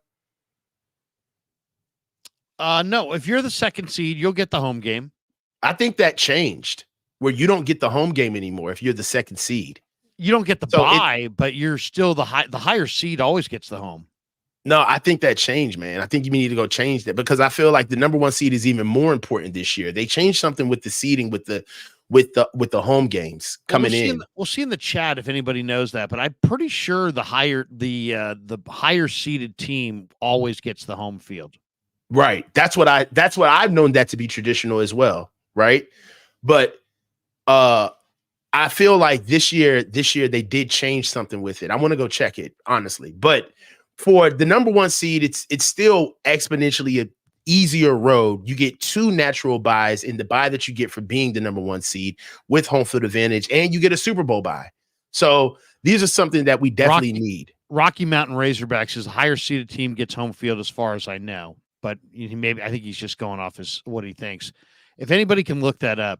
Yeah, I want to. Yeah, I brought it up on purpose. Higher seed is at home. I think the higher seed always gets the home field. Mm-hmm. I think. I'm pretty sure. Mm-hmm. Yeah, and by the way, as we mentioned off the start, the Niners have already clinched the NFC West, and they can clinch the number one seed and home field throughout the NFC playoffs with a win, and with Philly, Dallas. If Philly and Detroit both win, then I think the Niners get the home field. So, I think the Niners are going to win the game, but I don't like that number. I think the Commanders have too much in my mind to, I will not be betting this game, but I definitely wouldn't be betting the Niners on the number. If it came down to it, I might tease it. I think the Niners get the win, but that's a lot of points for a You don't think they're going to cover? Well, I mean, they still have Terry McLaurin. They still have some good receivers. We don't know which quarterback it's going to be. Brissett's actually played pretty well the last couple of weeks. They do have Daron Payne. They do have Jonathan Allen. I mean, the Niners probably win 35-6, Coach, and you're probably right. But I couldn't bet it. I couldn't bet it. To me, that one makes me too nervous. Why does it scare you? Just because of what I said. I think Terry McLaurin, I think they can score some points. I think they, and going on the road, short week. I mean, the Niners have been favored in every game this year. Brock Purdy is 10-2 straight up. He's 8-4 against the number at home. He's only, though, 8-3 straight up and 6-5 against the spread on the road. So it's not like the Niners this year are 5 on the road, or 6-2 straight up, 5-3 against the spread. So, they're kind of a mid-pack team as far as covering goes. One other thing that I wanted to hit here is that there's a bunch of injuries in this game. 5 players have been ruled out for the Niners. Eric Armstead, plantar fasciitis, a little bit of a knee problem. He's not going to go. Jair Brown, knee sprain, not going to go. Ross Dwelly, high ankle, still not ready to come back. Juwan Jennings and Jalen Moore are both in concussion protocol, and I guess it's pretty serious because neither of those guys is going to play. So, we expected Eric Armstead to be out. He's battling the plantar fasciitis that he suffered last year, and he's week to week, and hopefully that pain in his foot subsides. For Jennings, now this is the second straight game he's missing due to a concussion, and this is now becoming worrisome for him. He's a tone-setting presence, for sure. He's a battler. He's a great competitor. And then Jair Brown sprained his knee against the Ravens, so there was no shot he was going to be active for this game, most likely. They're saying the veteran Logan Ryan will fill in for Jair Brown at safety opposite Tayshaun Gibson. But I wanted to ask you about a couple guys. One is Sebastian Joseph-Day. The 49ers signed Sebastian Joseph-Day, who was earlier this year the Chargers captain. And still, they cut him loose. And we talked to him this week. He really didn't want to talk about how things ended with the Chargers. Really wasn't, nice guy, talked to us and everything, but he didn't want to say too much for sure. I just personally think that there may have been some argument there with the Chargers. He was signed to a big money deal for $20-something million. And he was having his best season as a pass rusher. He's had 3 sacks and 11 quarterback hits. And Shanahan talked later this week, and he said he looked great in our 3 practices, even though only 2 periods of them were full speed. But he looks like the guy we've gone against. I expect him, just like all these other vets, he's going to get in. He's going to get to try to make plays, try to do his job, and help us contribute to the rotation of our group. What do you think of Sebastian Joseph-Day? What do you expect to see? I think this was an unbelievable stroke of luck that this guy was out there, because we're talking about a 28-year-old player. He's not 20 and he's not 40. We're talking about a guy who's in his prime and was the 6'4", captain. 310. Yeah, was the captain of the Chargers, moves pretty well, very functionally strong, has a little bit more pass rush than you think. Guys like this are not typically on the street in week 17, but he was, and they grabbed him. I'm excited to see what he does in this game. What do you think? What do you think of the acquisition of Sebastian Joseph-Day? It's a huge get. It's very rare. Looks like the Chargers are having a little bit of a yard sale, and he was the first domino to drop. And they're kind of refocusing on how they're moving forward with that team. I feel like that was a defensive-led team with a defensive head coach. And now that they're moving on from him, there's a couple of things that a couple of signings and players that they weren't necessarily happy with. One of them is Sebastian Joseph-Day. Now, for us, man, this is huge because our biggest issue is interior help, right? Stopping the run or interior run and interior pass rush, having another guy. I honestly speaking, I haven't seen him play with us yet, but for what I've seen with the Chargers, this has a potential of being a guy that we want to keep long term. In my opinion, he's a leader, so he's not just another guy who's kind of going to be a fly on the wall. He's going to be more happy. He's going to be more happy being here and being an addition to what we do defensive line wise, more than anybody. I'm happy. It is very rare on us getting a player like this right away. Now, I don't know his injury history, and I haven't seen the last. I'm not going to cap like I've been sitting up here watching Chargers games. I have not been watching him, so we're going to have to see. He played well this year. He really did. He was having one of his best years. Oh, go ahead. I interrupted you. Go ahead. No, you're good. Go. Oh, I was just going to say that I think this is an incredible move. I mean, 6'4", 310, played at Rutgers, PA kid. He's from Stroudsburg, Pennsylvania, and he was a 3-year starter at Rutgers. Great motor, really tough guy. He's got athletic ability. He's not really a pass rusher, but he is quick as a run defender. And he's not when you're standing next to him, he's not the biggest bodied guy. I mean, even though he's 6'4", 310, he doesn't have huge mass. And if you have great strength, that can neutralize him, but he's quick out of the snap. He had it at 4.97 40 at his pro day coming out of college, which is very quick at 310 pounds. He's got a very good 10-yard split. He's got really quick, strong hands. He's not really a two-gapper. He's more of a one-gap penetrator, but he'll sometimes flash that two-gap power. He can disengage. He's got some agility. He's got some lateral ability. He's got some burst. What I love about him, he's got a great motor. He's got a good feel for blocking schemes. He's a smart player, and now he's even a smarter player than he was when he came out. They used to take him off the field on obvious passing downs. He played nose guard at Rutgers, and he's played some 3 technique in the NFL. But that's exactly what we need, though.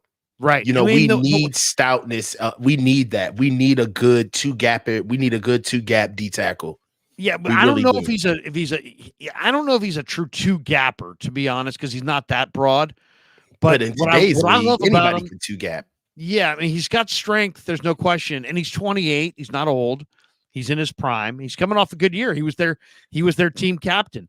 The one thing I love about him is and we're not doing a lot of this right now because we're trying to keep these mobile quarterbacks hemmed in, but maybe we'll see more in this game. This is a guy who plays the games up front at a really high level. So if you can twist and stunt and move him around, he can give you some pass rush. And that's what I really like. I mean, to get a 28-year-old healthy defensive tackle who can play the run and gives you some pass rush, I think that's a steal. I mean, going into week 17 off the street, you gave nothing for this guy. I mean, Dusty Gold says, Dusty Gold jumps in with love guys with motors, Larry, can make up for deficiencies. Yeah. If you play hard and your motor's revving, I mean, coach, you played on the line of scrimmage. It's hard as heck to block a guy whose motor's going full tilt. Yeah. Yeah. I mean, that's the thing. And that's the Ravens. That's what our offensive line struggles with, when you have guys with perpetual motors, like the girth being able to be 360, 350, moving up and down the line of scrimmage with the perpetual motor. That's a problem, because it's not about the plays that you win, but it's about wreaking havoc on the plays that you lose from an offensive line standpoint. And once you lose plays, it's funny how sometimes you hear about confidence only residing in certain positions on the field, like the confidence of a corner, or the quarterback doesn't have the confidence to let the ball go. No, bro, that's every position deals with the confidence issue. Every position deals with the confidence issue. And with offensive line getting beat, all right, it makes you skittish. It makes you don't know where to put your hands on the dude's body, especially if he's stronger than you, quicker than you. And if he has a motor, you know that half of the time that he's not getting home isn't because you blocked him well. He just didn't have enough time to make a play, or the ball was on the other side of the field. So for me, I really like having Sebastian added into our D-line, because it's another added piece. I don't know if this is more of a couldn't say no versus this is a need pick, right? What do you feel about that, right? Was this a couldn't say no, or maybe a little bit of a little blocking so other teams don't get them? I'm hoping it's a couldn't say no, but my fear is that Armstead's plantar fasciitis is more serious than they think. Yeah. Or they're discovering that it's more serious than they initially thought. But I mean, so now you got to look at this completely different now, because he's not an addition piece. He's an actual piece. Yeah, and also, now let's be honest. I mean, they have to win these games. These next two games, and they're probably going to have to win them without Eric Armstead. So, Hargrave's got a hamstring. Kinlaw, Givens, you're asking a lot. Kalia Davis is now hurt. Man, it's just they needed a quality depth there, and this guy, showed himself. I'm hoping that it's not an indication that they think Armstead's out for the year. Man, I'm hoping because I mean, if Armstead's out for the year, that's the equivalent. I mean, in my opinion, that's the equivalent of he's a huge leader. I know, but we don't know. I mean, and they're never going to make that announcement. It's just going to be a week by week thing. But he'll just never show up on games. Right. I mean, they'll just pace it out. But I'm super eager to see what Joseph-Day can do. And then next week he gets the Rams, his former team, and maybe he can have his motor lit by going up against his former team. So I mean, I'll say this. I mean, the Chargers released him, but I think that was largely cap related. I mean, he was having his best season as a pass rusher. He's got. He just got there. It was a resurgence of the league. It was a resurgence of their D line. He just got there. They brought in Khalil Mack. I mean, you can see said he looked great in the practices. That's what he said. He said he looked great in our 3 practices, even though only 2 periods of them were full speed. But he says, he looks like the guy we've gone against. So that's a great sign. What do you expect to see, and how concerned are you going from Jair Brown to Logan Ryan? We may lose a little bit of athleticism, but I'm hoping that we get a little bit more consistency. Right, Jair Brown. That's what was one of his main issues, was being consistent with a certain level of play. The only thing about that now is that we just got to see if Logan Ryan can run. If Logan Ryan can still run, I'm not worried at all about him getting on the field. For the physicality level of what Jair Brown was giving us, I think Logan Ryan can bring that adequate level of physicality and actually a little bit more technique. I'm not necessarily worried about how Logan Ryan's going to do. What I'm more concerned about is how we're thinning out at that position now, right? What next? Who's going to be backing up Logan Ryan now? So really losing Jair to Logan Ryan, we kind of, in a way, we're lateraling over. We're giving up some youth. We're giving up a little bit of pep. But Logan Ryan, smart. Jair Brown, a smart player. He's going to communicate, and he's not that fast. Yeah, and Logan Ryan, Jair Brown wasn't necessarily a burner anyway, so we're not really losing that much. But for me, the position is very thin now. That's two players now. And they're how long do you physicality against the run? That's what they're losing, I think. Yeah, definitely. I mean, we're losing physicality all the way around. I mean, nobody's really talking about this, but I feel like Juwan Jennings was sorely missed last week. Sorely missed. I really think that Juwan Jennings playing would have put us in a lot of favorable positions, particularly with running the ball. Without him, BA is our strongest run blocker for the receiving core. Outside of that, it's all downhill, right? Who else would you say is a better receiving blocking than, for me, when the season first started, the best 3 blocking receivers on our team were Juwan Jennings, Brandon Ayuk, and Ray McCloud, and then Debo, right?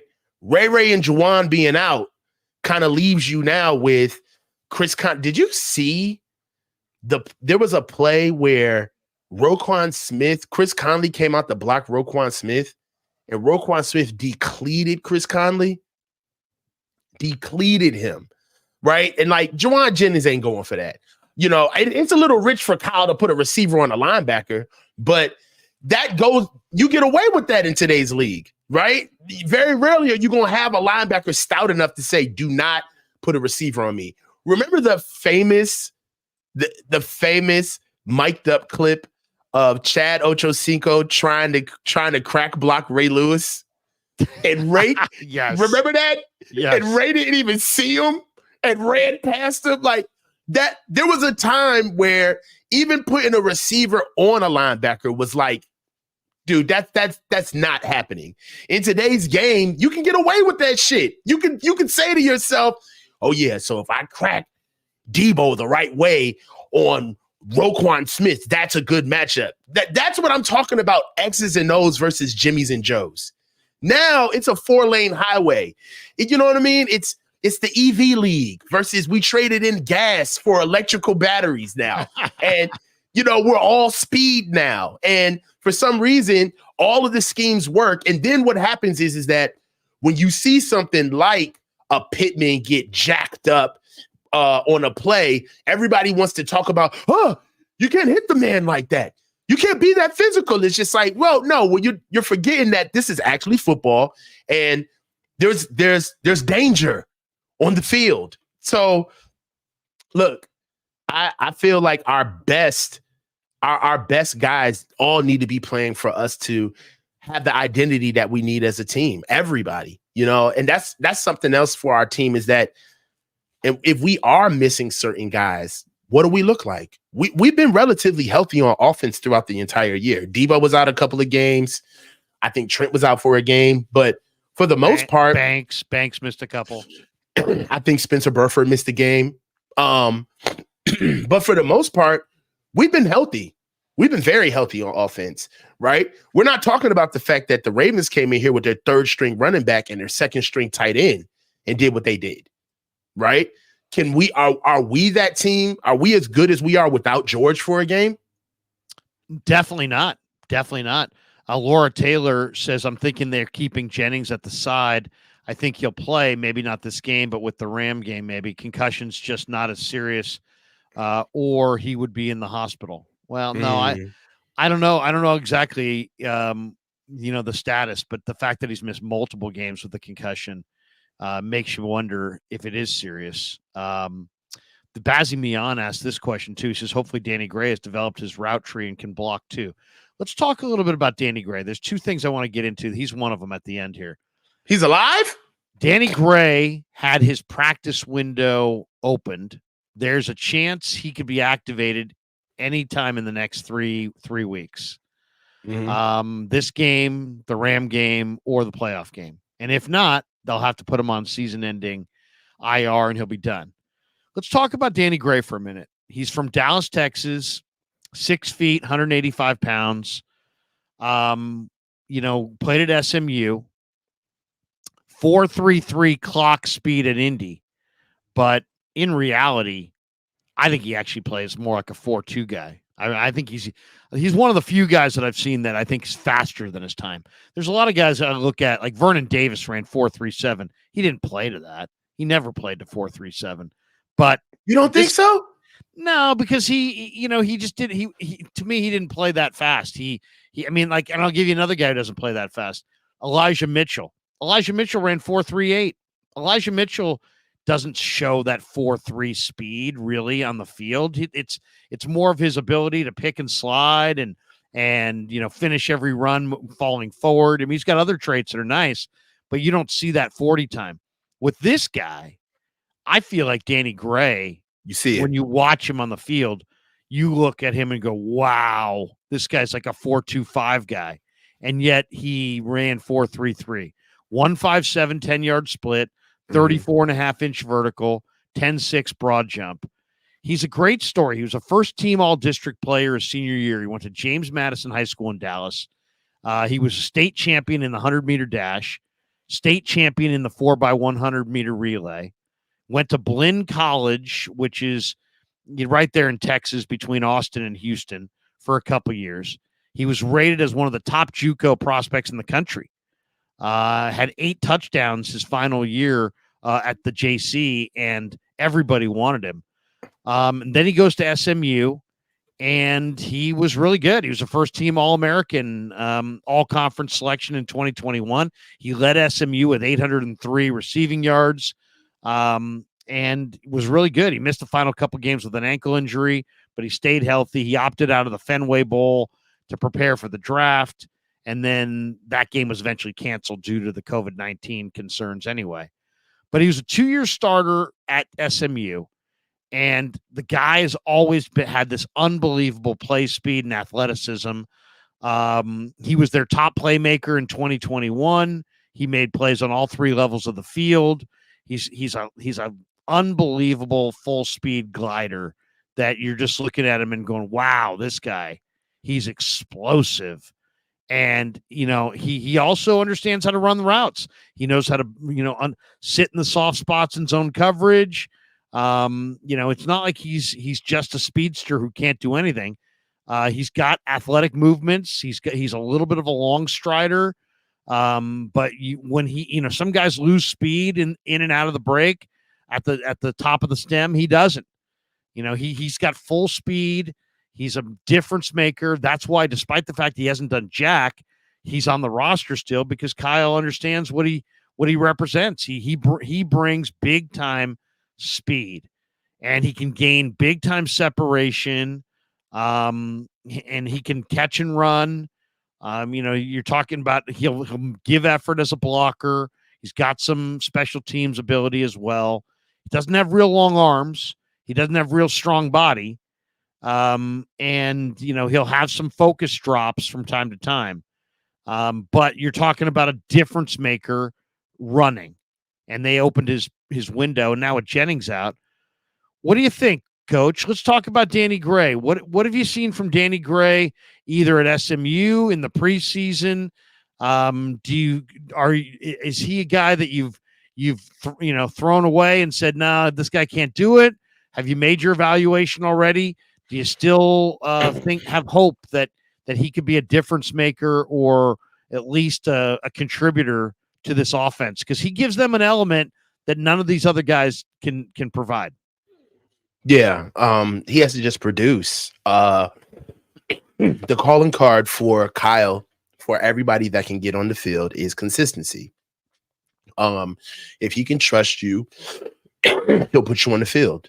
I feel as though that for all of the great things you could say about Danny Gray, and ditto on everything, his speed, his route running has improved. He's a strong runner. He is quicker. He's as quick as he is fast. He doesn't have to slow down in and out of his breaks. Danny Gray is very inconsistent with catching the football.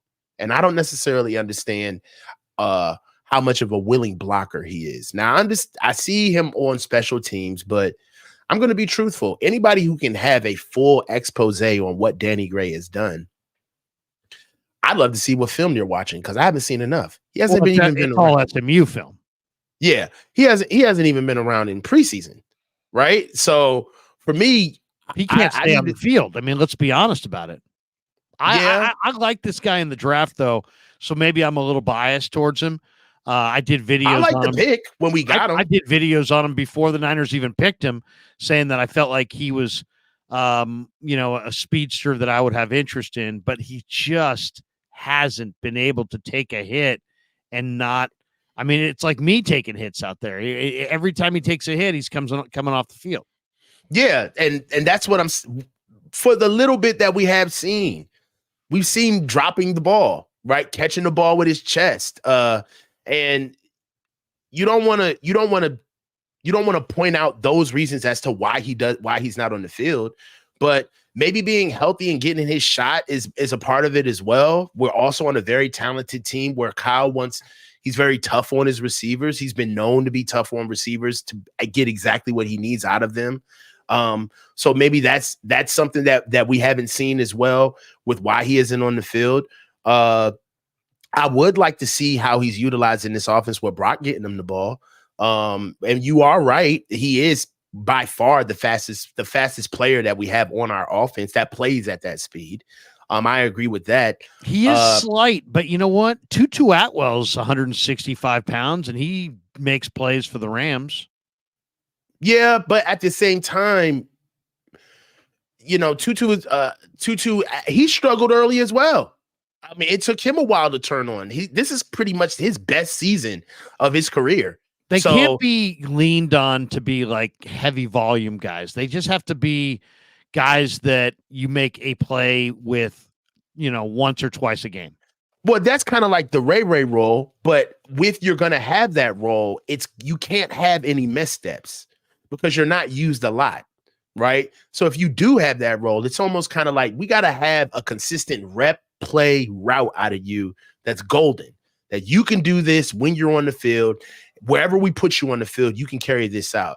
I don't think Kyle necessarily, I don't think that Danny has made himself that much of an asset for Kyle to look at him that way, where he wants to just specifically make him a weapon. And because of that is that I feel like a lot of why Kyle puts guys on the field is because of the obfuscation that he uses with making guys be respected with the alignment on the field. Quite frankly, when Danny Gray has to get on the field, is he a threat? Are people going to be scared of him being on the field? Because that's kind of the reason why you have the speed on the field. It's not necessarily always for him to get the ball, but it's to manipulate the defense as well. Ballers in the chat, he says, I think it's pretty clear Danny Gray was a pick for Trey Lance. That being said, I think he has the speed and can still be utilized. Baller! Merry Christmas, bro. Hey, baller. Yeah, I mean, I do think that Gray was probably drafted with the idea. I mean, we saw Lance connect down the field in that Green Bay preseason game with Danny Gray. Do you remember that one? Remember the go pattern on the far sideline? Yeah, I mean, that was impressive. The Gray pick was something for Trey. But I mean, I didn't want to say that. But if that is true, then it's kind of like, what is he here for? But I feel like that's pretty irresponsible to say, it's not fair. For me to say, well, you were here for a certain guy that's not even here anymore. So we're kind of just waiting for you to just, either show worth or get moved. I think that's incredibly I would like to see him to CJ. To Danny. I want him activated. I want to see Danny Gray activated. Now, I get it why he hasn't been activated. I get it. You have Ayuk, you have Debo, you got JJ, Ronnie Bell's outplayed him. You had Ray, you had other guys. But now Ronnie Bell's fumbled a bunch, and you've had Ray hurt, and Juwan's in the concussion protocol. I want to see Danny Gray activated and thrown the ball to down the field a couple of times. That's what I want to see. Because, Coach, to me, if Brock Purdy connects on a couple deep balls in these last couple games to Danny Gray, teams will have to honor that, and that will open up the field for other guys. That's all it's going to take. You don't need to have 15, 20 completions to this guy, and you don't have to run him on crossers and get him destroyed in the middle of the field. Run him on deep go routes and deep posts and throw him the football a couple of times. And if you can connect on one of those and put that on film, man, that's going to loosen things up because he's that fast. And I think Brock does have enough arm to there's hit him. There's a guy in the chat who keeps saying that Danny Gray is a future Ram. Who's this Jim Everett bozo in the chat? I haven't seen that interview either. Somebody made reference to the fact that Danny said that he wanted to be a Ram. I never saw that. I haven't seen that at all. So that's a little unfounded. Well, I mean, it could be out there. I mean, he could have said it, but I never saw it. So I'm not going to put that up there. He says Danny Gray's a future Ram. I don't think. Why would the Rams want him? They got Tutu Atwell. I don't understand that. You don't need two speedsters who don't break. Who aren't that physical and aren't that heavy. And the Rams don't need another. You need one speed threat. They have it. It's Tutu Atwell. That's why the Niners have Danny Gray. That's why the Niners haven't cut Danny Gray, because I've asked Kyle 5 times in the last 2 years, hey, how important is it to have that one guy on your roster that can absolutely take the lid off the defense? And he's like, it's crucial.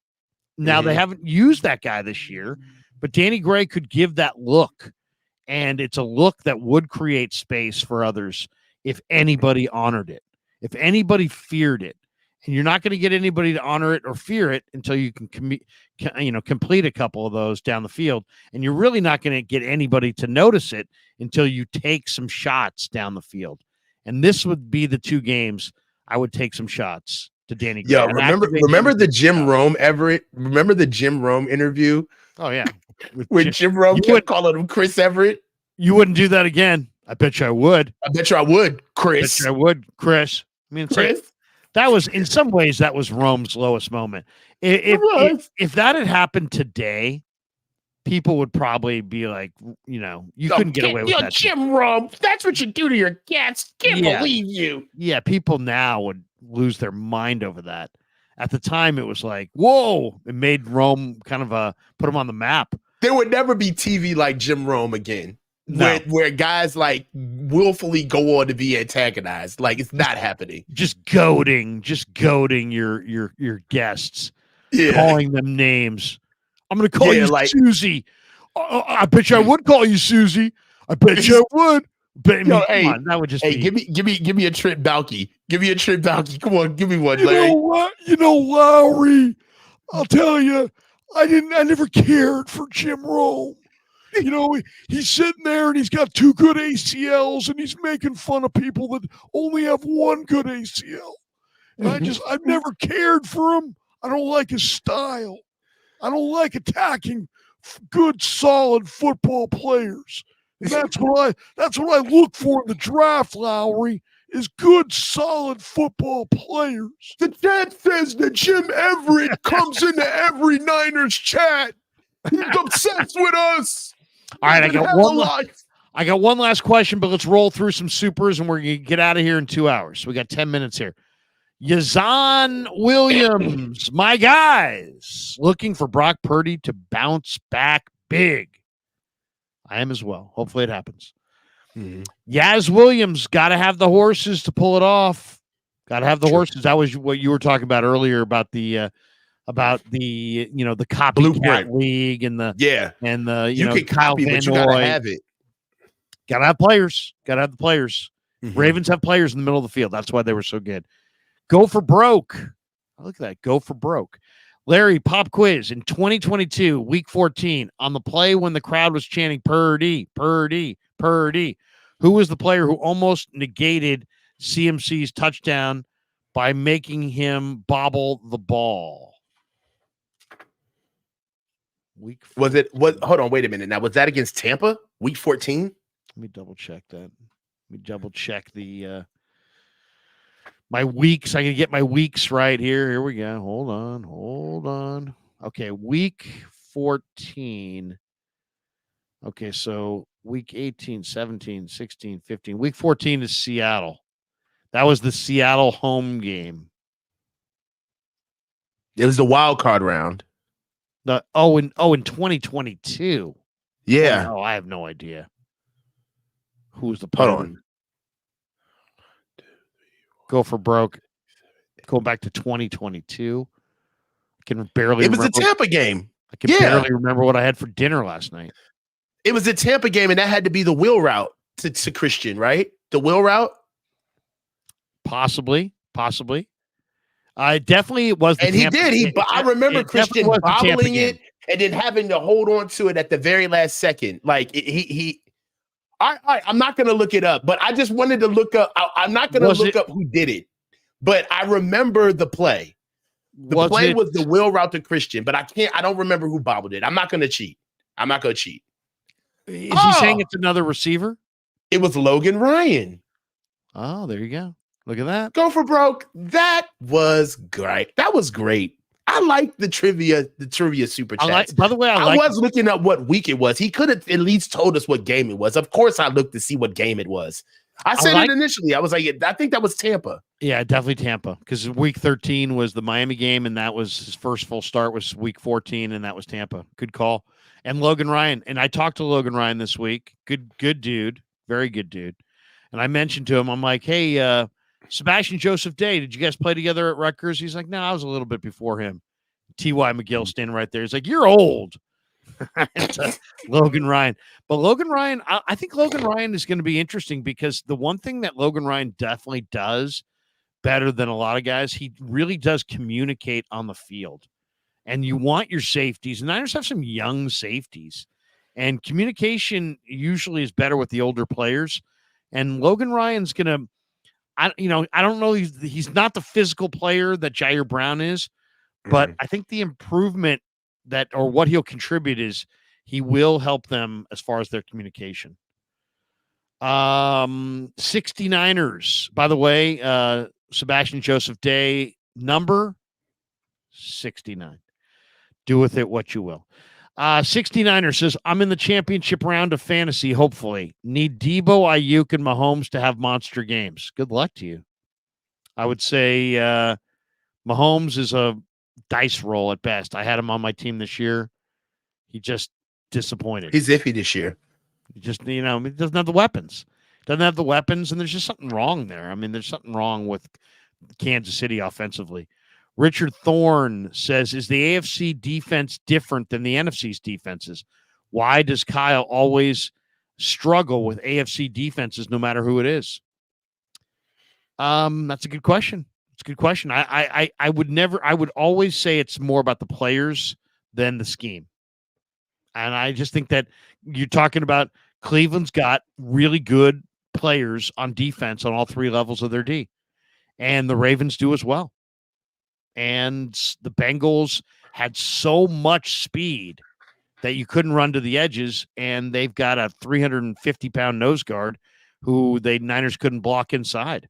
So, I mean, I think that's really what we're looking at there. I think it's more personnel than anything. 69ers, what should Purdy work on in the offseason? I would just say his overall strength and athleticism. This year was all about trying to rehab his elbow, and he looks like he's in pretty lockstep with his receivers. So obviously that's a big part of it as well. You want to make sure that you're in lockstep with your receivers, but more than anything, he should work on his explosiveness, short area quickness, and just getting his body from 23-year-old body to 25-year-old body the way that Tom Brady did. Tom Brady improved as an athlete as he got further along in his career. And if Brock does the same, he'll have a lot of success. So get a little stronger, get a little quicker, do everything you possibly can do to get yourself to be a better overall athlete. That will help him. We got this one from Drippy Dad. He said, this was a punch you in the mouth game, and we came to wrestle. We were supposed to send a message of dominance on the first series, run it down their throat. I agree with that. I totally agree.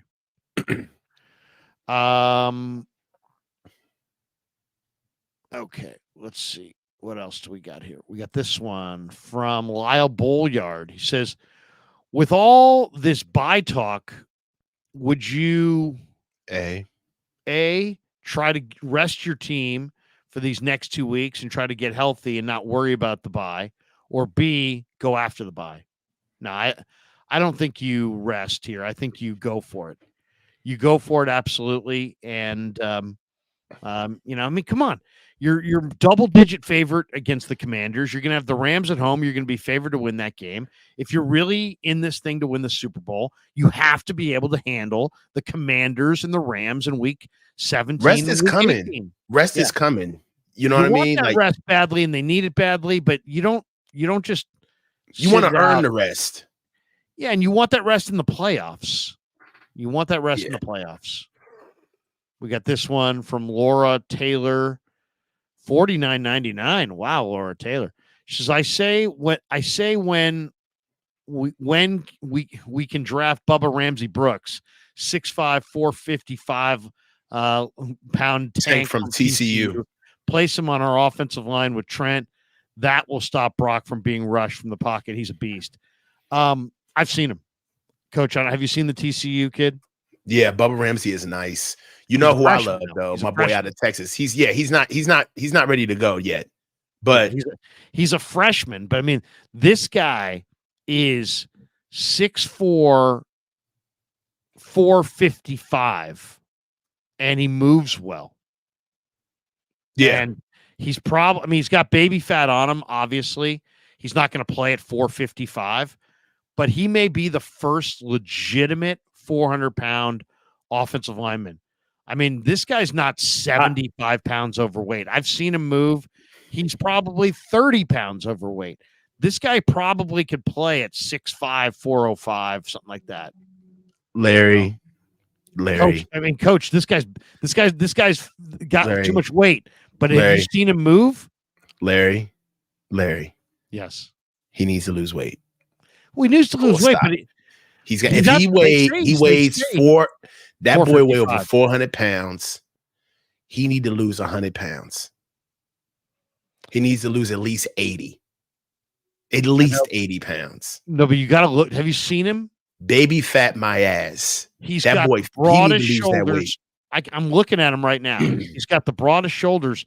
I've seen fatter looking guys than this guy.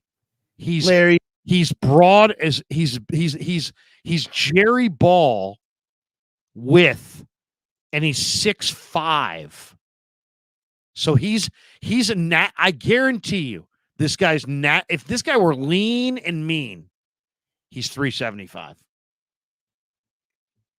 That's 80 pounds. I know, but I'm just saying at 375, he's lean and mean. Offensive linemen don't have to be lean and mean. The guy is unbelievable. I'm going to share the screen and let you look at this guy. This guy's unbelievable. Let me see if I can put this up here. This is worth sharing the screen on. Wait a second. Here it is.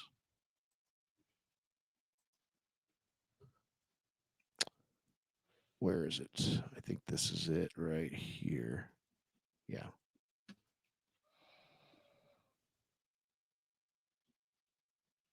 You see him highlighted there? Yeah. Okay. I mean, we're not talking about this is high school. No, I know. I know. This is his recruiting tape. But I mean, and this is full, this guy's probably 385 in this one. But I mean, that's pretty good agility. That's a huge person. Now, I agree. But I mean, this guy. Look at that. That's like him just leaning into a guy because he's just got too much size. Look at this play. Watch this. Coming out of his pass. God damn. Look, his get off. What? Just threw that guy. I don't know. No, that's really slow. Come on, man. But that is just the broadest guy there in today's league. You running around that boy. He ain't even putting a hand on nobody. He's a guard. Yeah, come on. Look the strength is awesome, though. He's 4 yards past the line of scrimmage, knocking that poor little kid on the ground. If I was that kid's mama, I'd be mad as hell. Get that grown-ass man off the field. Oh, man. Yeah, Bubba Ramsey Brooks, 6'5", 455, plays for Sonny Dykes at TCU. There you go. Yeah. But Laura, check with us in 3 years. He's a freshman. Yeah, he may be a guy. Don't be surprised, though, when that guy comes out, if he's like 3. I like Amarius Mims, though. Who's like, might as well be like 250 compared to that guy. Amarius Mims is an athlete.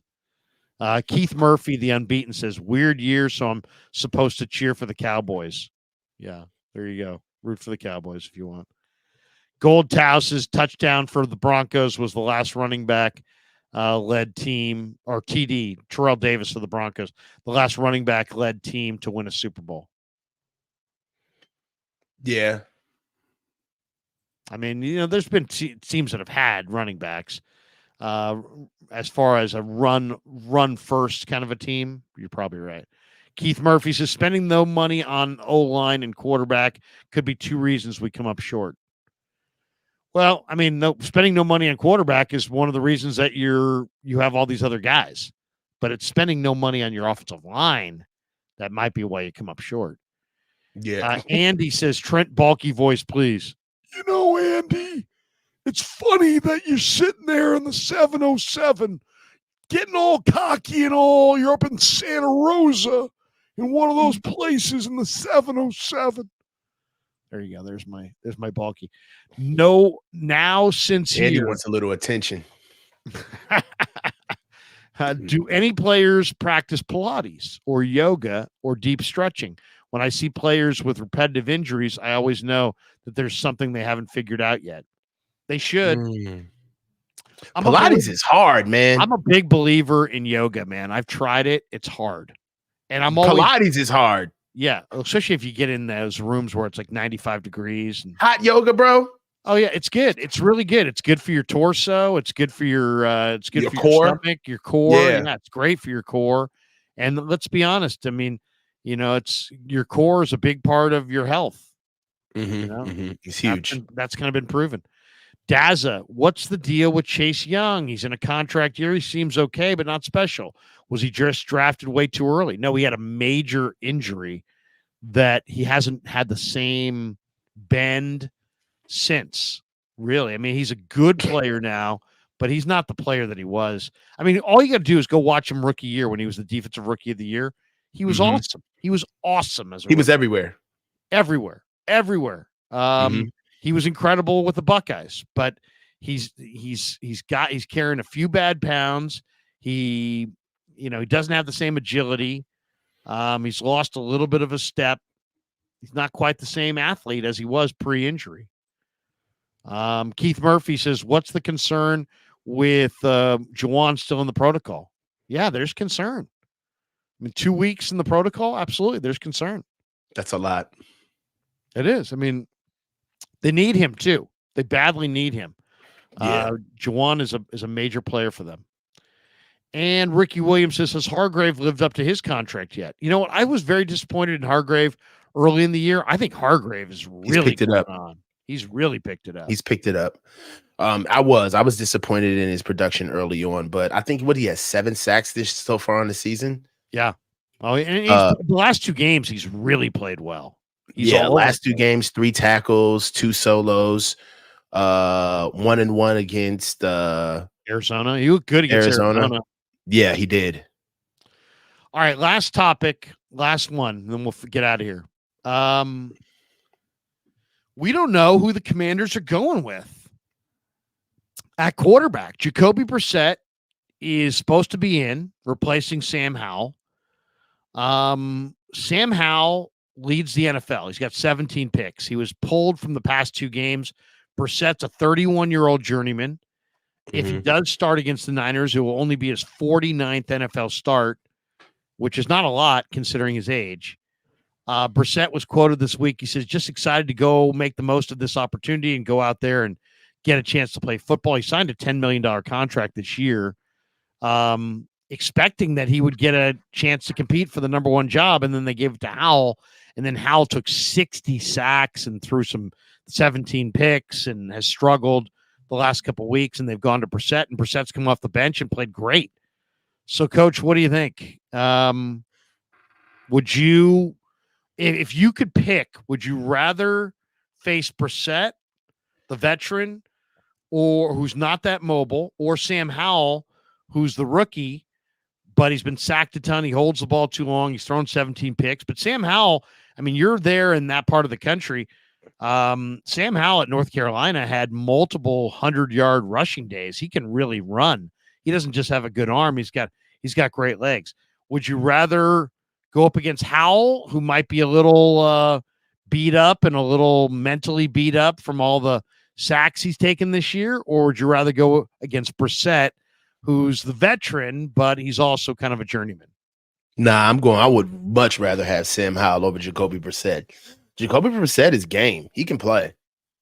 He's a veteran. He's grizzled. He knows just how to get through an NFL game, right? No matter what the scheme is. He understands concepts. He gets the ball out very smoothly. And even though he's not necessarily a live target with running the ball, he can get things done with his arm. And also the Commanders can kind of like give us a couple of wrinkles that we just necessarily haven't seen from what they do when you get a backup to come in. I lied when we first got Brock. There's a lot of stuff that we had taken advantage of because the NFL just wasn't ready for Brock. I feel the same way a little bit about Jacoby Brissett. I'd much rather have Sam Howell. It looks like from the reports that we're going to get Jacoby Brissett anyway, which is going to be a little bit more of a wrinkle for our defense to go up against. But Sam Howell, I've watched enough of him to know that he's imperfect. He will hold the ball too long. He will break out of the pocket. He sees ghosts, if you will, and takes a shit ton of sacks. So I'd much rather see him playing over Jacoby Brissett. But The Commanders, even though we're looking at the quarterback situation, the Commanders, they've got injuries on their own too. They're not necessarily coming in here healthy either. Yeah, their O line's they've got like 3 different guys in their O line that are banged up and not 100%. So I mean they're kind of limping towards the finish line as well. They are, and they also got some starters on their defense that are a little banged up. With John Ridgway was limited with a foot injury. Kendall Fuller is out with a knee. Tyler Lawson is out with a knee. Benjamin St. Juice, he didn't practice. He's out with a concussion. So, and even and looky, Jacoby Brissett was limited. He was questionable today with a hamstring injury at practice. So, right about now, I wouldn't necessarily matter who we faced. I mean, I'm answering the question because you posed it to me. I'd much rather see Sam Howell over Jacoby Brissett because I do feel like Jacoby Brissett's experience could give us an issue. But for what it's worth, it really doesn't matter who's at quarterback for the Commanders. They're just not a better team than us. Yeah, I mean, I like the Niners to win this game. Brissett, with a hamstring he's not a super mobile guy anyway, but that will hurt his mobility. I think I'd rather go against Howell, but especially with all the picks he's thrown this year. But Brissett with the hammy, I'll take that as well. And behind an offensive line that's banged up, this game's going to be interesting. Can the Niners defend Antonio Gibson and Brian Robinson on receptions out of the backfield? I mean, those guys are going to catch the ball. McLaurin's a true number 1. Jahan Dotson's got great ball skills. Curtis Samuel can run. I mean, they've got some weapons, but Washington also has the worst pass defense in the game, and they're going to be without both of their starting corners. So I think it's major advantage 49ers in this game, and I would be shocked. I'd be shocked if the Niners didn't win the game. Yeah, I mean, I'll be ready for like a good old Niners game. Get up early, shut them down, or get up early, shut them down by the beginning of the 4th, go home. That's how we've been winning, Yeah, it's nice when it happens, but that's how we've been winning. Yeah. Richard Thorne says Brock should take boxing for agility. Yeah, that wouldn't help. It wouldn't hurt, and also just for endurance. That would help as well. Coach, what do you got cooking the rest of your Saturday? Man, getting ready for this Commanders game. I'm going to the game tomorrow, so I'm going to be there. Yeah, so I'll be there for the game tomorrow. Is that place a dump? It is. Is it? FedEx? Yes. There's no way around it. Full stop. Dump. They one just of the don't oldest stadiums. Yeah, they just don't put a lot into it. It's really bad. I mean, I'm talking about the best I do with the stadium is I run around it for working out with my dog from time to time. But outside of that, the stadium is it's not anywhere close to what Levi Stadium is. And really, I feel like Redskins fans were cucked for so long thinking that they had like a modicum of like a decent franchise. And then the Ravens came and kind of just killed everything. Like they kind of had like a good comparison to be like, oh, wait a minute. So wait a minute. The seats aren't supposed to have rust on them? No, they're not. Like it's a pretty, they don't pour a lot into the team because they're perpetual losers. But I will be at the game. Weird. They used to be winners, man. They had Jack Kent Cook. They spent tons. It was Dan. Bobby Beathard. It was Dan. Charlie Casserly. Dan Schneider bought the team and ruined it all. Yeah, he bought it in '99 as a fan. He treated it like a team. He treated the team like he was a fan, and he was a dumpster fire, man. He got away with murder because of he's in the nation's capital, so there's tons of money here. So you can still suck and still generate money. Like if you look at the Redskins, they're still probably the Commanders now. They're still probably one of the most lucrative franchises in pro sports. And it's because of the area that they're in. They're near the nation's capital. They can't help but make money. But if they were like the Jacksonville Commanders or like the Cleveland Commanders, dude, they would be horrible. They would be worse than worse. They get away with murder here. By the way, college football bowls are underway today. The Peach Bowl, Penn State is losing to Ole Miss 23-17. Third quarter. Maryland's up on top of Auburn, 7-0 in the Music City Bowl.